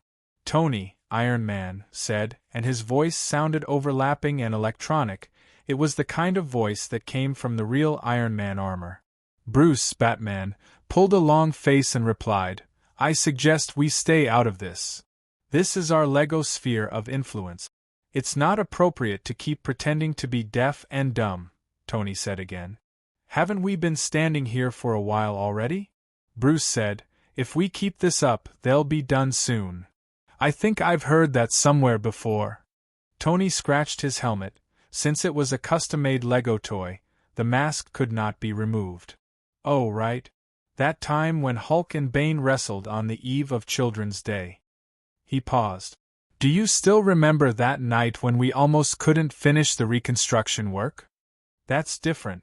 That time, it was inside the house, but this time, it's outside the door. Bruce paused and said, This is a sensitive period. We have to try our best to avoid getting ourselves into trouble. We're not the ones who started the fire, it's the fire that's coming to us. Tony added, I knew it. The theft of the Lego blocks is related to Novel. They must have used the Lego weapons on the battlefield. Knight and the rest are here to punish us. Then, you mean we should bring our men out and kill the people from Novel to clear our name? Bruce asked. That's a question of choice. A third voice said. Bruce and Tony turned around and saw the clown walking over from the edge of the balcony. He moved like he was walking on a tightrope, but his gait was wobbly. On the surface, Novel used the Lego weapons on the battlefield to strengthen their unit, but if you think about it, you'll realize there's another reason behind it. Hee. The clown said with a laugh. Bruce replied, they're trying to drag us Lego down with them, that's right. If Classic did not investigate properly and concluded that it was us who provided the Lego weapons to Novel, they might declare war on us directly. Tony added, if we really got into a war, both sides would lose their power and form a grudge against each other.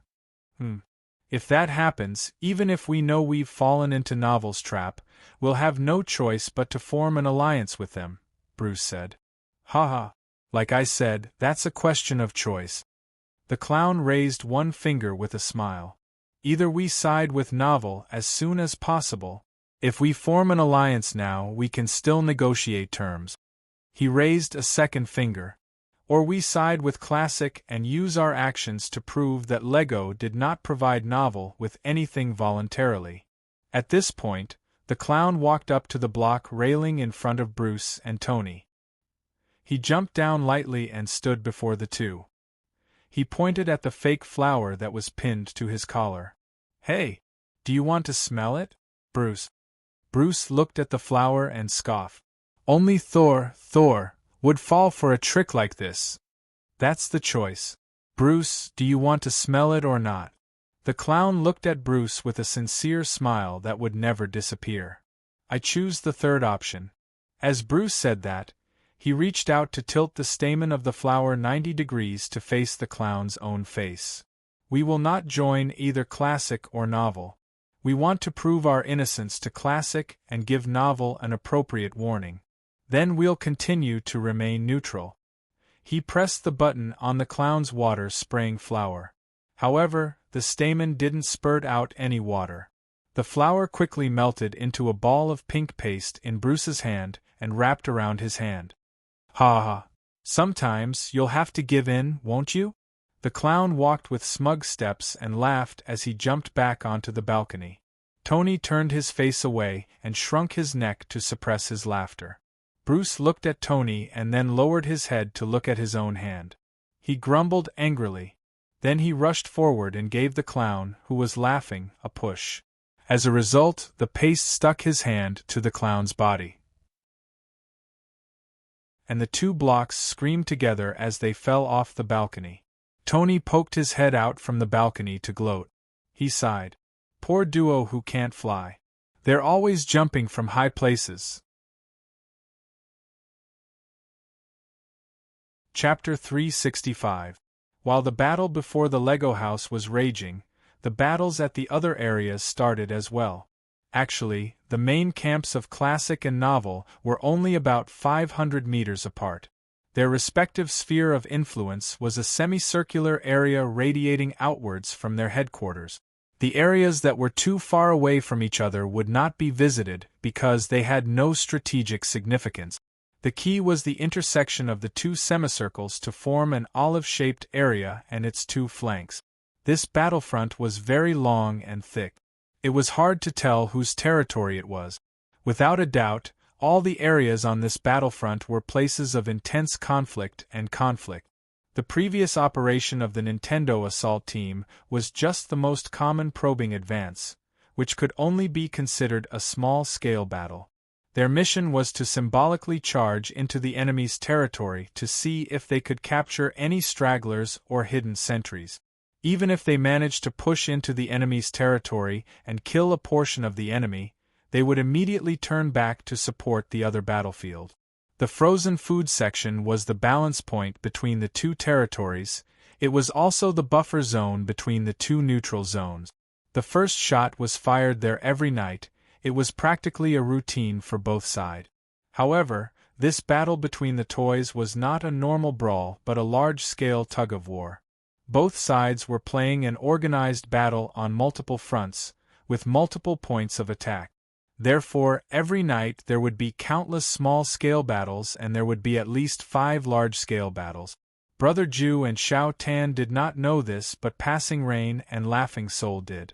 In a way, Brother Ju and Laughing Soul had a certain advantage because they only needed to be the soldiers.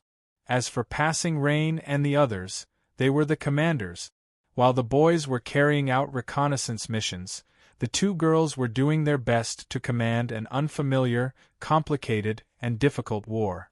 At that moment, inside the sports goods section of the supermarket, Classic's second unit and Novel's drifting army were engaged in a large-scale battle. The main member of the Second Corps was Ultraman, and there were many other special characters, such as the combined robots of the dinosaur team, the B-Series robots, which were the members of Metal Armor Babe, such as Kabuta, Bully Cockroach, Shark Chili, Captain Dragonfly, the masked Superman Legion, and so on. There was even a strange guy like the Golden Armored Warrior mixed in. As for the drifting army, other than the captains and vice-captains of the Godei 13, the Masquerade Army, the Ten-Blade Army, Kurosaki Ichigo, and his companions had also made their appearance. They were all characters from the manga Bleach. Even though the members of Second Unit had the advantage in size, the drifting army relied on their unique battle tactics, beam attacks, yoi attacks, special attacks, shape-shifting abilities, and so on, to fight them to a standstill. "Sir, this is not good," Advisor Sonico told Laughing Soul softly. "Those salted eggheads are too powerful.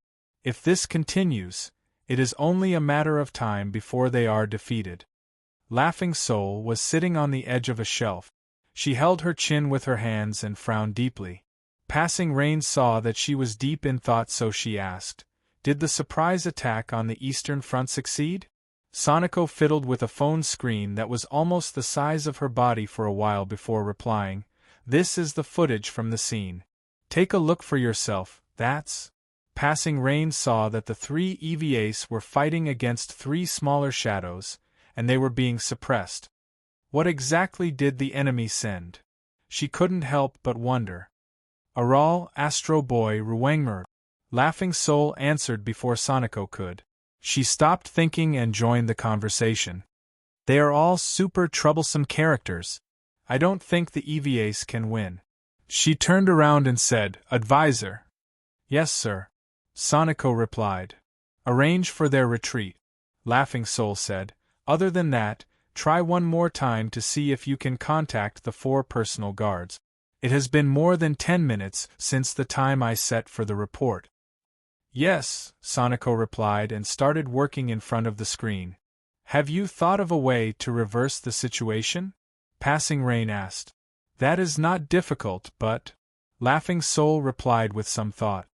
"I think this side quest will not be completed before dawn," she said. "If there is a great disparity in strength between the two sides of the war, or if there are not many troops on both sides, then it would be fine. But now, it seems that this is not a battle that can be finished in a day. I reckon that even without the help of the commander and Xiao Tan, even if the other side didn't have the help of the commander and Xiao Tan, even if the strategy and intelligence of the toys were far below mine, even so, it will still take about 2 weeks to completely end the war." "We can't stay in the scenario for that long," Passing Rain said. "Yes, this is a killing game in non-sleeping mode. In terms of game time, it is clear that the winner will be decided before dawn," Laughing Soul said. "So, there has to be a problem with this side quest.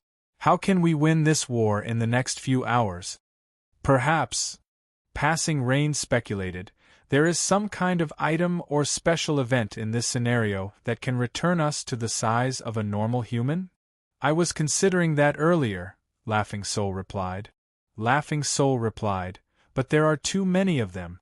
Perhaps we can find a lawnmower at the supermarket and use it to flatten the enemy. Perhaps one of the neutral toy forces has already created something like a toy atomic bomb or a toy virus. Perhaps as long as we destroy their leader, Classic will surrender en masse. Speaking of which," Passing Rain was suddenly reminded of something. Could the key to solving this mystery be related to that answer? Laughing Soul understood what Passing Rain was referring to. Once the two of them entered the scenario, everything went smoothly. They easily gained the trust of all the toys from Novel and gained plenty of information about the plot. But there was one thing that no matter who they asked, they did not get a definite answer. As the leader of Novel, Arthas made it clear that this was a question that should not be asked. The question was, what was the cause of this war? This should be a question that everyone knew. Every participant in the war should have a concept of this. Perhaps due to their different standpoints, the two parties would have different opinions, but it was impossible that no one could tell the cause of this war. As players, they had a hard time understanding why these toys would not be able to explain why they were fighting, but they still fought this war with such determination. Could it be that we have been wrong from the beginning? Laughing Soul said darkly. What we are doing now is as meaningless as the fight between these toys. You think too much. Passing Rain touched Laughing Soul's head. This was a habit that they had shared since they were young. Actually, we only need to ignore this side quest. She used her cold eyes to look down at the battlefield that was filled with noises. For us, the final goal is clear, and that is to kill Bujue and Xiao Tan. Laughing Soul seemed to be unwilling to give up on the side quest. She puffed out her cheeks and hesitated for a few seconds.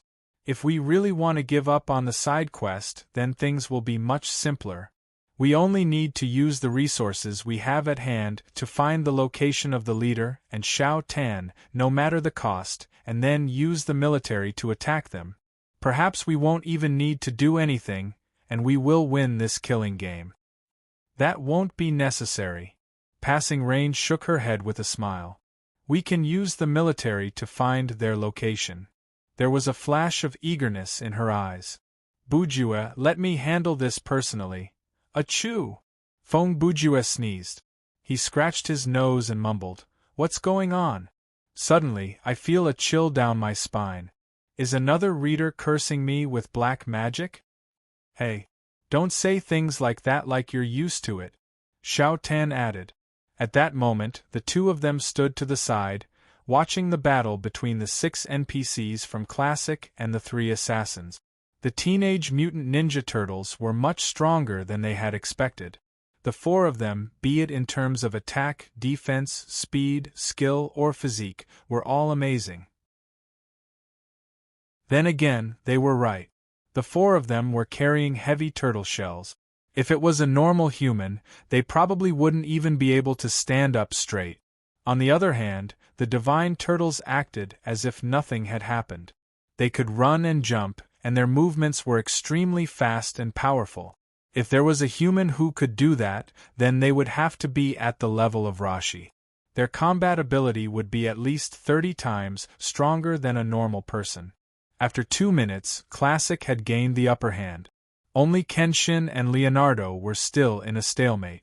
Kenshin was known for his speed, and his swordsmanship was perfect. Leonardo's martial arts was not bad either. Combined with the turtle shell that was impenetrable, he had a natural advantage in terms of defense. The two of them went back and forth, and the battle was soul-stirring.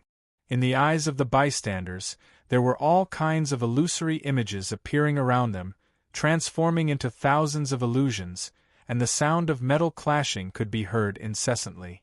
Even Feng Bujue could not see the battle clearly. Compared to his battle with Shiva and 7 kills, the battle between these 2 NPCs was on a higher level. By the way, why did you retreat? Feng Bujue asked. I went up to join in the fun. It should help with the improvement of my fighting mastery. That's easy for you to say, Xiao Tan replied. Do you know how much stamina points I've spent just now? It means that you're too nervous. When you're nervous, the exhaustion of stamina points will increase. Feng Bujue explained. Actually, this has something to do with terror points. When most people encounter something scary or dangerous, not only will they not go berserk, they will also lose their ability to resist. For example, even on a normal road, you might fall down, feel tired easily, and lose control of your limbs. In serious cases, you might even lose control of your bowels. He paused. I once pretended to be a police officer to interview some women who were robbed at night.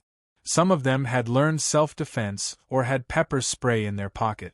But when the robber used the knife to hold them from behind, they could not resist at all. They felt their minds go blank and their bodies shake. They did not even dare to scream for help. I'm sorry, but once I heard the term, impersonating a police officer, I couldn't focus to listen to your explanation. Xiao Tan's lips twitched as he replied. All right, gentlemen, let's stop here. Suddenly, a loud and clear voice sounded. Hoo hoo hoo. A round shield flew over from afar. It bounced off Sogu, Raphael, and Donatello's weapons and pushed the three of them away. Then, the round shield refracted and flew back. A Lego mannequin in a blue, red, and white coat caught the shield and continued, If you don't stop now, you'll be making an enemy out of the Lego Avengers. Behind him, a swarm of figures appeared. They were Lego Wolverine, Lego Thor, Lego Ant-Man, Lego Hawkeye, Lego Bee-Girl, and the Lego Iron Man that floated in the air. Of course, the one with the shield was Lego Captain America. Chapter 366. With the arrival of the Lego Avengers, the situation was indeed under control. Even if Classic and Novel were strong players, they would not go as far as to fight the main force of Lego in their territory. Therefore, after Captain America's shield tossed and a shout, everyone stopped fighting. Then, Tony slowly descended from the sky and used a neutral tone to chase the three from Novel away. The latter was smart enough to put away his sword and leave. Under such circumstances, they were lucky to be able to escape unscathed. After the three from Novel started their journey to find the green algae head, Tony told Jazz, I know why Optimus Prime sent you here. I believe there are some misunderstandings between Classic and Lego that we need to clear up. If you trust me, then come with us to the Lego house. Steve, Lego Captain America, said. No problem, Jazz replied. He knew that if the Legos really wanted to harm them, they would have done so earlier. There was no need to chase the people from Novel away. We will not go with you. Leonardo then told Jazz and Nightbeat, It is your job to negotiate. We will return to report to Optimus Prime. You are not going to continue watching us? Feng Bujua asked. Just as Kenshin had said, on the way here, Brother Ju had already noticed the presence of the turtles, and he had already deduced the purpose of these four following him. Since you already know, then the surveillance is pointless. Donatello shrugged. At least from what we have seen so far, you do not appear to be spies from Novel. Raphael scoffed and said darkly, From how I see it, even if you are not much of a threat. Can you help me ask Optimus Prime? Feng Bujua said with a smile, How many more times do we need to conduct this test? Actually, he was not surprised or disgusted by this situation. As the highest commander of Classic, it would be weird if Optimus Prime trusted two strangers after one or two tests. If it was Feng Bujua, he would have made the same choice. Of course, Feng Bujua did not know that, at Novel, the girls were treated with unconditional trust. There was no such thing as testing. Since the system was involved, the command of the military was within reach. You can ask him that in person, Leonardo replied. As he spoke, he gestured to the Black Tortoise brothers. Let's go. Several minutes later, with the Lego Avengers leading the way, Jazz, Nightbeat, Feng Bujua, and Wang Tongji successfully passed the checkpoint at the Lego house and entered the city, made from Lego brick. Once he entered the city, Xiao Tan, who was born with a silver spoon in his mouth, acted like a country bumpkin. Along the way, he looked at the Lego roads, buildings, flowers, trees, rivers, cars, pedestrians. He looked left and right, yelling and screaming. He was close to rushing forward to tear down a few Lego blocks to have a look. By the way, I have a question that I've been meaning to ask you. Feng Bujua asked Jazz. What is it? How did this war between Classic and Novel start? Feng Bujua asked, or rather, why are they fighting? Knight was at a loss for words. He looked like he was stumped by the question. It's to win. Then what is considered winning? Feng Bujua pressed. Destroying all the other party's toys. Jazz's reaction to this question was similar to the previous one. In any case, we are fighting for victory. We follow the orders of our superiors and follow the lead of Optimus Prime. We do not need to worry about other things. Hey, doesn't that mean? Xiao Tan wanted to say something. However, Brother Ju immediately gave him a look and cleared his throat loudly, telling him not to say anything. Xiao Tan could only swallow the "doesn't that mean you haven't answered anything" in his heart. Feng Bujue continued, "By the way, speaking of fighting, I saw the exchange of fire between the Nintendo assault team and the other party." He paused. The toys that were killed, in other words, those that were cut in half, decapitated, or pulverized, should be considered dead, right? Yes. Nightbeat turned back to join the conversation. Don't tell me you won't die after being beaten up like that? I just want to know who will deal with their, dead bodies? If they are left there, they will be discovered by the supermarket security before dawn, Feng Bujue said. Also, this war has been going on for more than 1 or 2 days, right? Since there are casualties, there must be a way to replenish the soldiers, or else the soldiers will all die. He asked, but where do the soldiers come from? Don't tell me they rely on the supermarket to replenish their stock? These questions were indeed hard to answer. Earlier, Feng Bujue had raised this question about the supermarket's surveillance cameras. Theoretically speaking, it was impossible for the war between the toys to not be discovered by humans. Other than that, the death of the toys was a serious problem. After all, how could the inventory of novels, figurines, and models not be discovered? And the antiques like classic, how could they still be in production in the 22nd century? Could it be that the humans in this scenario knew that the toys were fighting, but they pretended not to know and were silently maintaining the possibility of war? Humans do not care about the broken pieces on the battlefield, Jazz replied. As long as we are not seen by them when we are active. With regards to the replenishment of the soldiers, that is confidential. I have no right to answer you. Feng Bujue said, you still haven't said anything. He quickly arranged his thoughts. This war has no goal, only the process. These toys have intelligence and long-term memory, but there appears to be a blind spot in their thinking. As long as there is information related to the rationality of the war itself or the potential threat from humans, their thinking will be bypassed. At that moment, Xiao Tan whispered to Feng Bujue, Brother Bujue, could this be? The situation in this scenario might be similar to night at the museum. Somewhere in this supermarket, there is a Pharaoh's Resurrection gold medallion. Once night falls, it will come into effect and bring the toys back to life to fight the war. The night security guard also knew about this and covered up this matter. You are talking about Agamemnon's medallion, right? Feng Bujue whispered. But that kind of thing will not only bring the toys back to life, right? Mannequins, animal specimens, and even skeletons will be affected. So, that should not be the case.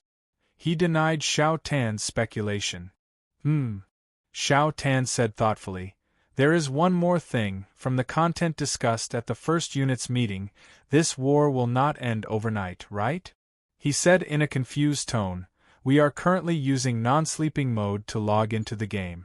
At the very most, we will not be able to wait until the next night, but these toys, they cannot even explain the reason and purpose of the war. How are we going to complete that side quest? I have no answer to that question as well. Feng Bujue said. I suspect there is a hidden worldview in this scenario. Therefore, at the beginning, the synopsis did not mention anything about the situation before us, it only introduced the general time and location of the event. The cause and effect, the people involved, are all unknown. His eyes scanned the toys that were leading the way. Perhaps we have been misled by the content of the side quest. Even if we help Classic with 100 things, it will be a waste of time. Then, Xiao Tan lowered his voice like he was guilty. How about we find a chance to escape? Escape to where? Feng Bujua asked, "Do you have a direction for your investigation?" Xiao Tan pondered for a long time, but he could not come up with anything. Actually, we do not need to decipher the worldview. It does not matter whether we complete the side quest or not. This is a killing game, isn't it? Furthermore, it is arranged so that I can fight more battles, right? Hearing that, Feng Bujua smiled noncommittally. Then, let's take it one step at a time. As they spoke, the Lego Avengers led them to a building in the middle of the city. The door was quite wide for the Lego heroes. It was just enough for the two Transformers to pass through.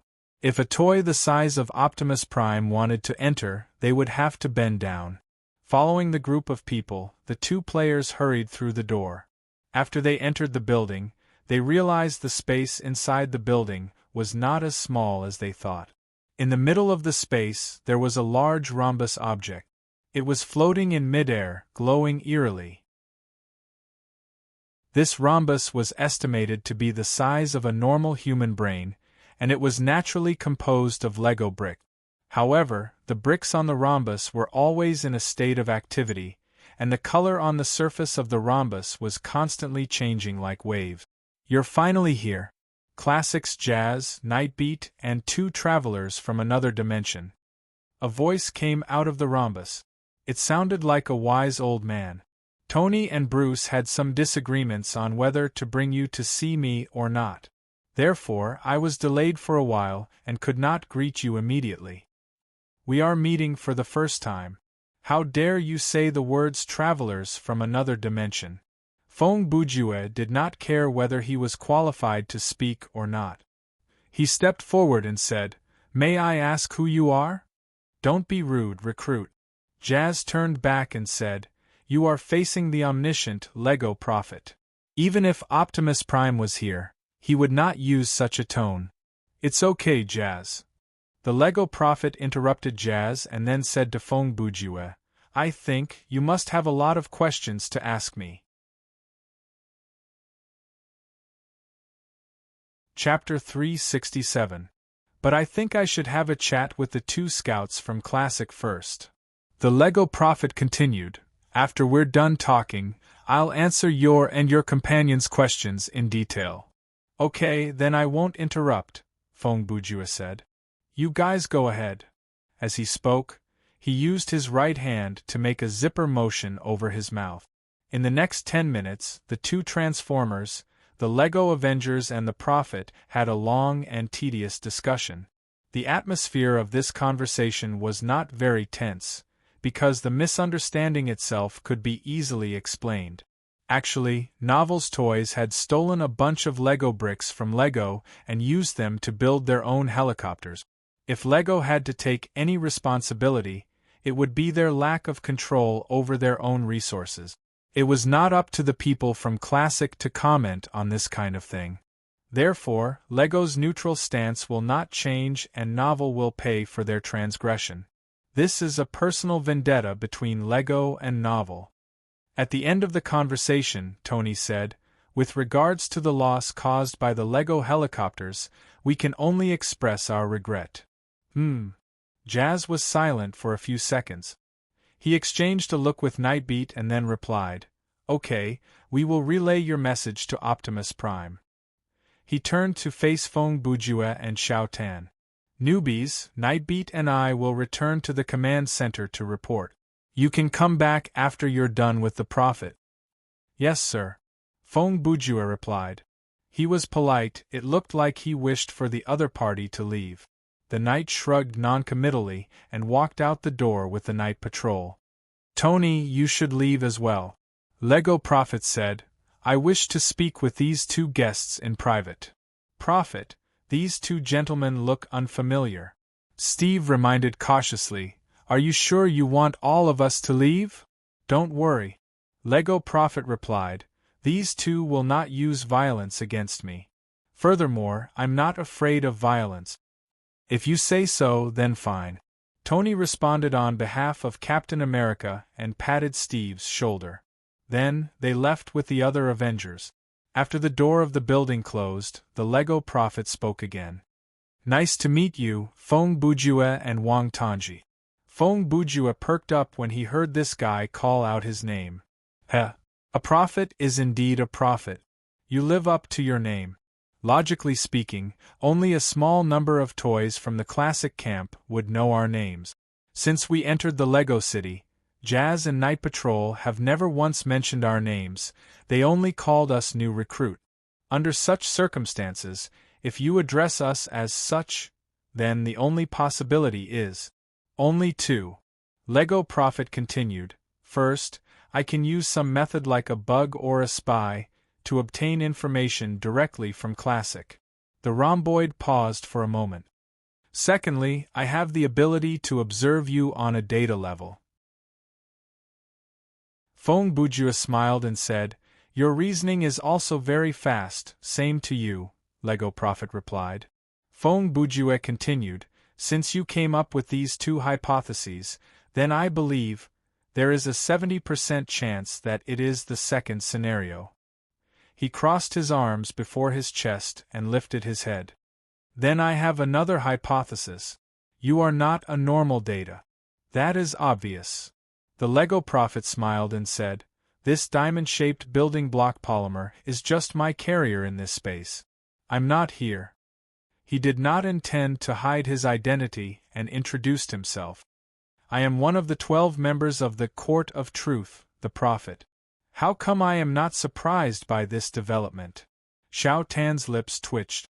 Then you must know what is going on with this war that is happening inside the supermarket, right? Feng Bujue asked. This is not a supermarket but a prison. The Prophet did not sound like he was joking. The toys are all prisoners? Feng Bujue followed the man's train of thought. Yes, and they are all life imprisonment.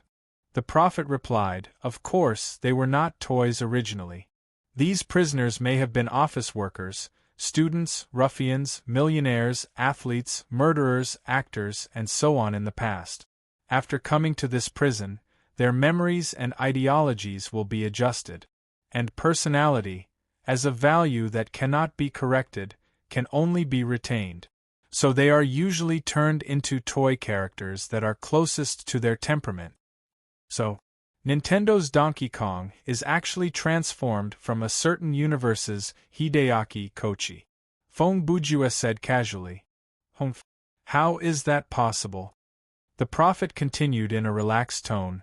The gorilla transformed by Hideaki Kochi can only swing on tires at most. Donkey Kong must be transformed from someone at the level of Akagi Takanori. Well, indeed. Feng Bujue rubbed his chin and responded, But Kondo Takashi seems to be, Hey, why do you have to talk about those inexplicable things when the NPC is talking about the dark side of the plot? Xiao Ten could not help but grumble, What is there to discuss about which character's gorilla is stronger than the rest of them? Besides, the other two people besides Hideaki Kochi are fictional characters. I see.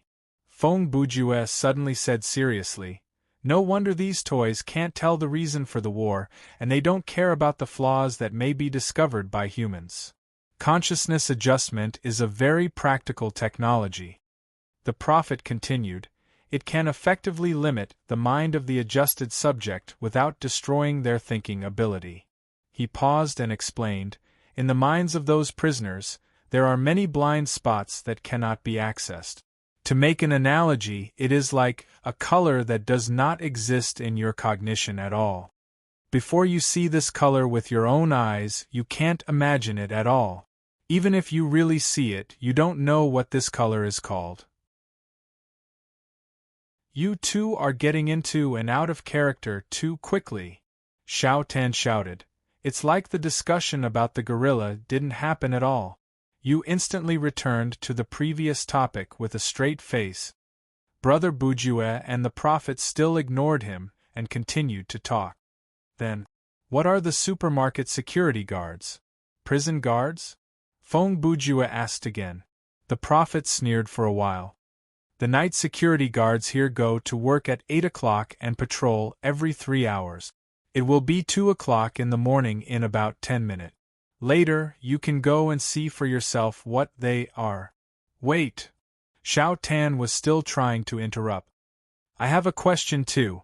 Since this is a prison, why is it set up like this? What's the point of turning prisoners into toys and letting them fight for no reason? This is not unusual. I have seen stranger settings. Feng Bujue could not help but recall the corridor where Billy, Labit, and Alden were imprisoned.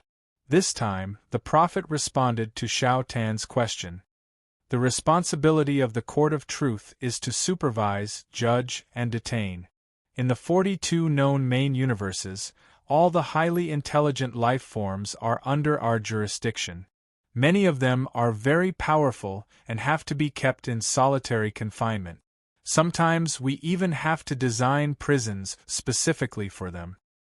He paused for 2 seconds before continuing. And the prison that you are in now is a place for normal prisoners. There are tens of thousands of them, and they are extremely difficult to manage. But as long as they are kept busy, this will be much easier. This time, it was Feng Bujue who stole the prophet's dialogue. Every night, they are engaged in a war that they can't win and can't finish. Even though there will be casualties, new prisoners will be turned into toys to fill up the ranks. The prophet said, "War is an activity that requires absolute commitment from the participants.